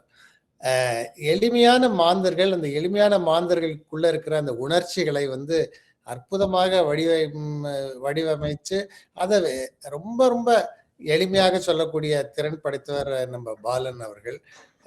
ரொம்ப இந்த கதையை இந்த விவரித்தவர்கள் எல்லாமே ரொம்ப அழகா சொன்னாங்க. இந்த கதைகள் எப்படி இருக்குங்கிறதுக்கு இதை வைத்த தலைப்புகளே சிறப்பாக சொல்லலாம். வண்ணத்து பூச்சிகளை கொன்றவர்கள், உயிர் சுழி, உடைந்த நிழல், இது மாதிரி இந்த தலைப்புகளே ரொம்ப வித்தியாசமா இருக்கு. கலைச்செல்வி அவர்கள் பேசும்போது இந்த கதையோட அடிநாதத்தை எடுத்து பேசினார், ரொம்ப அழகா இருந்தது. அனுராதா ஜெய்சங்கர் அவர்கள் வந்து உணர்ச்சி பூர்வமா ஒரு கதையை அப்ரோச் பண்ண, ஒவ்வொரு கதையும் அதோடைய அடியில் இருக்கிற உணர்ச்சிகளை எடுத்து பேசினார். மணி மீனாட்சி சுந்தரம் வந்து எளிய நடையில அந்த கதை எப்படி எளிமையா இருக்கிறதோ அதே பாணியிலேயே அழகா எடுத்துக்கொண்டு சென்றார். வாசிப்போம் தமிழ் வளர்ப்போம் இத்தனை நிகழ்ச்சிகளை இத்தனை எழுத்தாளர்களை தொடர்ந்து அறிமுகப்படுத்தி அவருடைய எழுத்துக்களை எல்லாம் அப்படியே காலத்தை நகர்த்தி கொண்டு செல்வது போல, காலம் எடுத்துக்கொண்டு செல்வது போல மந்திரமூர்த்தி அழகும் ஒவ்வொரு எழுத்தாளர்களுடைய கதைகளையும் எடுத்துக்கொண்டு செல்கிறார். இந்த நிகழ்ச்சிகள் தொடர்ந்து நடக்க வேண்டும். சிறப்பாக செய்கிற மந்திரமூர்த்தி அழகுக்கும் எங்களுடைய பாராட்டுகள். பாரதி பாலன் சாருக்கு எங்களுடைய வணக்கங்களும் வாழ்த்துக்களும். ரொம்ப மகிழ்ச்சி இந்திரநீலன், சுரேஷ். நண்பர்கள் வேற யாராவது? நான் பேசலாமா? ஜெயஸ்ரீ. பேசுங்க பேசுங்க. நான் எழுதிட்டே வந்துட்டேன். வணக்கம். இந்த உயிர் சுழி சிறுகதை தொகுப்பை படித்த போது என்னை முதலில் கவர்ந்தது பாரதி பாலனின் அறிவாற்றல். கிராம வாழ்க்கை, அதன் தொழில்கள், பழக்க வழக்கங்கள், இவற்றை பற்றி அவர் கொண்டிருக்கும் ஆழ்ந்த அறிவு ஒவ்வொரு கதையிலும் இயல்பாக வெளிப்படுகிறது. அது எங்கும் செயற்கையாக தோன்றுவதில்லை. என்னை ஆனா ரொம்ப வியக்க வைத்தது அவருடைய படைக்கும் திறன். கதாபாத்திரங்கள் வெறும் கற்பனை மனிதர்களாக இல்லாமல் நம்முடன் வாழ்ந்தவர்கள் போல தோன்றுகின்றனர். அவர்களுடைய சிறிய அசைவுகள், மன மாற்றங்கள், தயக்கங்கள், மகிழ்ச்சி, வேதனை, இவை அனைத்தையும் அவர் மிக நுணுக்கமாக கவனித்து எழுதியிருக்கிறார். உயிர்ச்சுழியின் கதைகள் வெறும் சம்பவங்களை சொல்லுவதில்லை, மனித மனத்தின் பல அடுக்குகளை நமக்கு காட்டுகின்றன. ஒவ்வொரு கதையும் முடிந்த பிறகும் அதன் மனிதர்களும் உணர்வுகளும் நம் மனதில் நீண்ட நேரம் தங்குகின்றன.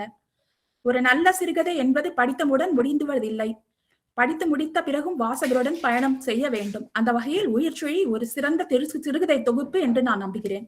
மிக்க நன்றி. ரொம்ப மகிழ்ச்சி ஜெயஸ்ரீ அவர்களே, நீங்களும் கலந்து கொண்டு அவரது கதையை குறித்து பகிர்ந்து கொண்டதிலே வாசிப்போம் தமிழ் இலக்கிய வளர்ப்போம் குழுவின் சார்பாக எங்களது நன்றியை தெரிவித்துக் கொள்கிறோம். எழுத்தாளர் பாரதி பாலன் அவர்களினுடைய கதைகளை, சில கதைகளை நான் வாசித்திருக்கிறேன். இப்போ நான் அவரோட ஒரு 2 கதைகளை இங்கே குறித்து ஒவ்வொருத்த பற்றி ஒரு நிமிஷம் பேசலாம்னு நினச்சேன். அதில் இந்த உள்வாங்கும் உலகம் சிறுகதையை பற்றி எழுத்தாளர் ஆனந்த் ரவி இங்கே தொட்டு காட்டினார். அப்புறம் இன்னொரு கதை சனிக்கிழமை சாயங்காலம். இந்த 2 சிறுகதைகளை பற்றி பேசிய அனைவருமே மிக அருமையாக பேசினார்கள், மூவருமே. இதில் நான் சொல்ல ஆசைப்பட்டது அதுதான். அவர் அந்த கதைகளில் எந்த இடத்துலையுமே அவர் துருத்திக்கிட்டு தெரியவே இல்லை. அவர் பாத்திரங்களை அதனதன் போக்கிலே எழுதி கொண்டே போகிறார். வாசகனுக்கும் அவனுக்குரிய ஸ்பேஸ் கொடுக்கிறார். அவன் உணர்ந்து கொள்வதற்கு முழுமையா அந்த சிறுகதைகள்ல எல்லா கதைகள்லையும் இடம் இருக்கு. இப்போ இந்த சனிக்கிழமை சாயங்காலம்ங்கிற கதை இப்போ நீங்க பேசுனவங்க பலரும் பேசினாங்க. அவர் எப்பவுமே அவர் என்ன சொல்றது, ரொம்ப சீரியஸான கதைகளை மட்டும்தான் எழுதியிருக்கிறாரா அப்படின்னு கேட்டேன்னா, இந்த சனிக்கிழமை சாயங்காலம்ங்கிறது ஒரு மாதிரியான கிண்டல் கலந்த, ஆனா சமுதாயத்தினுடைய இன்றைய காலத்தை தொட்டு காண்பிக்கின்ற ஒரு போக்கு. கம்ப்யூட்டர் உலகிலே புழங்குகின்ற, இன்றைய இணையத்திலே புழங்குகின்ற 2000 சார்ந்த ஒரு 2 காதலர்களை பற்றிய ஒரு கதை. அந்த கதையை அவ்வளவு அழகா முடிச்சுட்டு 2 பேரும் அந்த இடத்திலிருந்து 2 பேரும் ஒரே அலுவலகத்தில் வேலை பார்க்குறவங்க. அந்த இணையத்தினுடைய தொடர்பு போய் மாமல்லபுரம் போகிற ரூட்டில் ஒரு ஹோட்டலில் ரூம் போடுறாங்க. எல்லாம் முடிஞ்சு அப்புறம் திரும்புகிறாங்க. ராத்திரியில் அந்த பிரச்சனையை அன்னைக்கு இதோட முடிச்சுக்கிட்டாங்க அப்படிங்கிறத அவர் சொல்லுகிற அந்த மொழி நடை அதெல்லாம் அவ்வளவு அழகாக சொல்லிட்டு போகிறாரு. அதே போல் அந்த உள்வாங்கும் உலகம் அப்படிங்கிற அந்த கதையில் அவர் சொல்றது கூட, அவர் விகடனிலே அவர் பணியாற்றியவர் தொடக்கத்திலே பாரதி பாலன். அதனால அந்த அனுபவத்தை, பத்திரிகை உலக அனுபவத்தை அவர் அந்த காலகட்டத்திலேயே இந்த சிறுகதையை எழுதியிருப்பார் என்று நினைக்கிறேன். அதை ரொம்ப அழகா சொல்லிட்டு போறாரு. ஒரு சப் எடிட்டருக்கு இருக்கக்கூடிய பிரச்சனைகள் என்ன, அந்த அங்க சப் எடிட்டர் அப்படி எடிட்டரா இருக்கேன்னு அந்த கிராமத்துல போனா அந்த அங்க இருக்கிற மக்கள் வந்து, அப்ப நீ அங்க நிருபரா இல்லையா அப்படின்னு அவர்கள் கேட்கக்கூடிய அந்த கேள்வி. அப்புறம் இவர் ஒரு வெளிநாட்டு பெண்ணை அழைத்து கொண்டு அவர் ஊருக்கு அங்கே சென்றிருக்கின்ற பொழுது அந்த பெண்ணையும் அவரையும் இணைத்து பார்த்து அவரவர்கள் நிலைக்கு ஏற்ப கற்பனை செய்து கொள்ளுகின்ற விதம், இதெல்லாம் எந்த இடத்துலயும் அவரு சொல்லாம சொல்லிக்கிட்டு போறாரு. அதுதான் அந்த எழுத்தாளனோட ரொம்ப திறமை. அதுல பாத்தீங்கன்னா அந்த கடைசியில அந்த கதையை முடிக்கிறாரு. அவன் கூட படிச்ச ஒரு நண்பன், அவன் அந்த பெண் வந்திருக்கிறா இல்லையா, அவன் அங்கங்க இருக்கிறவங்கள போட்டோ எடுத்துட்டு இருக்கிறா.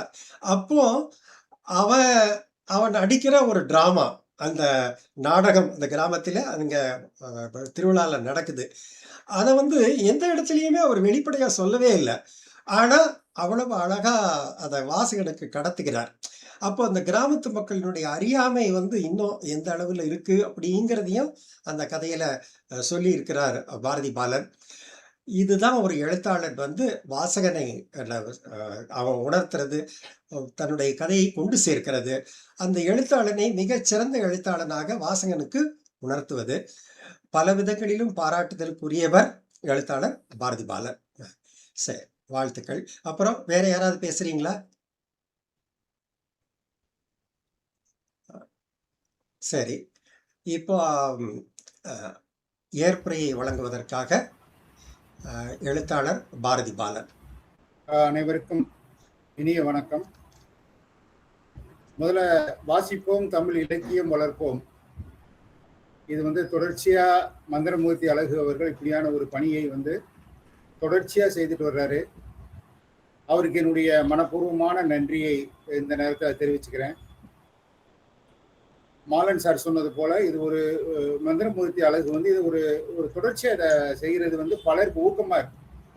இப்போ என்னைய பொறுத்த வரைக்கும் கூட இவரை என்கிட்ட இப்படி ஒரு செய்யலாம் சார், உங்க புத்தகங்கள் யார் வெளியிட்டிருக்காங்கிற விவரத்தை கேட்டாரு. அவர் 2-3 தடவை கேட்கல கூட எனக்கு ஏதோ ஒரு தயக்கம் இருந்தது. சரி, மாலன் சார் அடிக்கடி சொல்லுவார், என்னுடைய புத்தகங்கள் எதுவுமே அவருடைய புத்தகங்கள் வெளியீட்டு விழா நடத்தினது இல்லைன்னு. அதே மாதிரி என்னோட புத்தகத்துக்கு இதுவரை எந்த வெளியீட்டு விழாவும் இதுவரைய எதுவுமே நடத்ததில்லை. 1-2 இது போன்ற விமர்சன கூட்டங்கள் நடந்திருக்கு. இதை ஒரு சிறப்பா எடுத்து இதை ஒரு கவனப்படுத்தணுங்கிற ஒரு நோக்கத்துல வாசிப்போம் தமிழ் இலக்கியம் வளர்ப்போம் அப்படிங்கிற குழுவை சேர்ந்த மந்திரமூர்த்தி அவர்கள் முன்னெடுத்திருப்பதற்காக முதல்ல அவருக்கு என்னுடைய நன்றியை தெரிவிச்சுக்கிறேன். இங்க 3 பேர் 3 நூல்களை குறித்து மிக விரிவாக பேசினாங்க. கலைச்செல்வி அவர்கள் அந்த வண்ணத்து பூச்சியை போன்றவர்கள் என்ற தொடக்க கால சிறுகதை தொகுப்பு, அதை பத்தி மிக விரிவாக அதை அவங்க ஒரு பல கருத்துக்களை சொன்னாங்க. அதுல சில பகுதிகளை அவங்க சில கதைகளை நானே எனக்கு பிடிச்ச கூட என்ன செய்யறாங்கன்னா ரொம்ப நுட்பமா சொன்னாங்க. குறிப்பா சொல்ல முடியாதது, நகரும் அசைவுகள், மனங்கள், ஆகவே போன்ற கதைகள்லாம் அது வெளிவந்த காலத்துல கொஞ்சம் ஓரளவுக்கு கவனம் பெற்று அப்படியான விஷயங்களை எல்லாம் அவங்க ரொம்ப ஆழமாவும் கிடைச்ச நேரத்துல ரொம்ப அழுத்தமாகவும் அதை அங்க பதிவு செஞ்சிருக்காங்க. அடுத்து ஒரு பேச்சாளர் அனுராதா ஜெயசங்கர் அவங்க உயிர் சொல்லிங்கிற சிறுகதை தொகுப்பு, அது கொஞ்சம் ஓரளவுக்கு அந்த தொகுப்பு கிட்டத்தட்ட ஒரு 4 எடிஷன் 98ல முதல் பதிப்பாகவும் 2007, 19, 22ல அப்படின்னு ஒரு 4-5 எடிஷன் தொடர்ச்சியா வந்துச்சு. அதுல இருக்கக்கூடிய அந்த ஈரம் அப்படிங்கிற ஒரு கதையை பத்தி அவங்க சொல்லியிருந்தாங்க. இதுல அதுக்கு நன்றி மாலன் சார் சொல்றேன். மாலன் சார் குங்குமம் இதழில் ஆசிரியரா பொறுப்பேற்ற உடனே அவர் 2வது மாதமோ முதல் மாதமோ அவர் ஆசிரியராக பொறுப்பேற்ற முதல் மாதமாக இருக்கும் அல்லது 2வது மாதமா இருக்கும் என்கிட்ட ஒரு கதை கொடுங்க அப்படின்னு கேட்டாரு. அப்படி வந்த கதை தான் அந்த மரம்ங்கிற ஒரு கதை. அந்த மாதத்தினுடைய இலக்கிய சிந்தனையிலேயே அந்த கதைக்கு ஒரு செலெக்ஷன் ஆயிடுச்சு. அதே மாதிரி அவங்க அனுராதா ஜெயசங்கர் அவங்களுடைய உரையில மிக விரிவாக ரொம்ப உணர்வுபூர்வமாக அந்த பல கதைகளை சொல்றப்ப எனக்கே பழைய நினைவுகள்லாம், அது எழுதப்பட்ட காலம், அந்த சூழல், இதை பத்தி எல்லாம் கூட நிறைய நினைவுகள் வந்தது. அந்த மரம்ங்கிற கதை உண்மையிலே எங்க கிராமத்துல என்னுடைய ஊர்ல எங்க வீட்டு பக்கத்துல நடந்த ஒரு விஷயம்தான். இந்த நிகழ்வுல கூட ராஜ்குமார்னு ஒருத்தர் கனடாவிலிருந்து இணைஞ்சிருக்கிறாரு. எனக்கெல்லாம் வயசுல மூத்தவர். அவருக்கு இந்த கதையை பத்தி கூட தெரிஞ்சிருக்கும். பலரும் அந்த மரத்தை பத்தி பேசல. எனக்கு தற்செயலா அவர் 2 நாளைக்கு முன்னாடி ஒரு குறுஞ்செய்தி அனுப்பியிருந்தாரு. பாரதி பாலன் இந்த மாதிரி எனக்கு வந்து இது பொங்குதை பார்த்தேன், முடிஞ்சா இணையறேன் அப்படின்னாரு. அவரும் இணைஞ்சிருக்கிறாரு. அது ஒரு பெரிய நல்ல விஷயம். அதே மாதிரி அனுராதா ஜெய்சங்கர் மேடம் வந்து ஒரு பெரிய ஒரு 7 சுரங்கள் அப்படின்னு சொல்லிட்டு 7 விஷயங்களை பத்தி ரொம்ப அழகா சொல்றாரு. இதெல்லாம் நம்ம திருப்பி கேட்கிறப்ப நமக்கு ஒரு சந்தோஷமா இருக்கு. இடையில கொஞ்ச நாள் எழுத்து வந்து நான் வந்து வெவ்வேறு மாலன் சார் சொன்னது போல வெவ்வேறு காலகட்டத்துல இதழியல் பணியிலையும் கொஞ்சம் ஆராய்ச்சி அகாடமிக் சைட்ல போயாச்சு. இப்ப சமீப காலங்கள்ல முழு நேரமா எழுத்துத்துறையில கவனம் செலுத்துங்கிற நேரத்துலதான் மதுரமூர்த்தி இப்படியான ஒரு நிகழ்வை வந்து நமக்கு கொடுத்தாரு.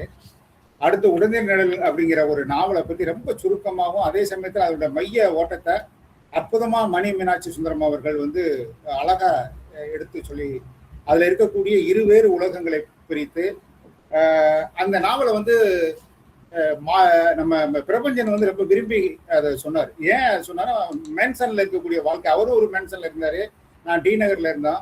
என்னுடைய மேன்சனுக்கு அவர் அடிக்கடி வருவாரு. அவருடைய இடத்துக்கு நான் போவோம். அப்பதான் அவர் சொன்னாரு, இது நல்ல ஒரு கதை மேன்சனை பத்தி. அவரே சொன்னார், நான் ஒண்ணு எழுத போறேன், ரொம்ப விரிவா ஒரு கதை ஒண்ணு எழுத போறேன், நீங்க நல்லா எழுதிருக்கீங்க அப்படின்னு சொல்லிட்டு இன்னொன்னு சொன்னார். இது இன்னும் கொஞ்சம் கூட இது மேன்சனை பத்தி ஒரு ஒரு பின்புலமா வருதே தவிர ரொம்ப ஆழமா வரல அப்படின்னு. இந்த நாவல் வந்து தினமணி கதிர்ல ஒரு தொடரா வந்துச்சு. இன்னும் ஒன்னையும் இந்த இடத்துல பதிவு செய்ய விரும்புறேன். இந்த தினமணி கதிர்ல மாலன் சார் ஆசிரியரா இருந்தப்ப 2 சம்பவங்கள். ஏன்னா அவர் நம்மளோட இணைஞ்சிருக்கதே எனக்கு ரொம்ப சந்தோஷமா இருந்தது. அவர் வந்து ஒரு பகுதி என்னன்னா, அப்போது எழுதி இருக்கக்கூடிய இளைஞர்கள் பலரை வந்து அவர் வந்து நம்பிக்கை நட்சத்திரங்கள் சொல்லிட்டு ஒரு சிலரை அறிமுகப்படுத்தினார். என்னையும் அதுல என்னுடைய புகைப்படத்தை போட்டு நம்பிக்கை நட்சத்திரம் என்னைய, பெருமாள் முருகனை, அப்படி பலரை அவர்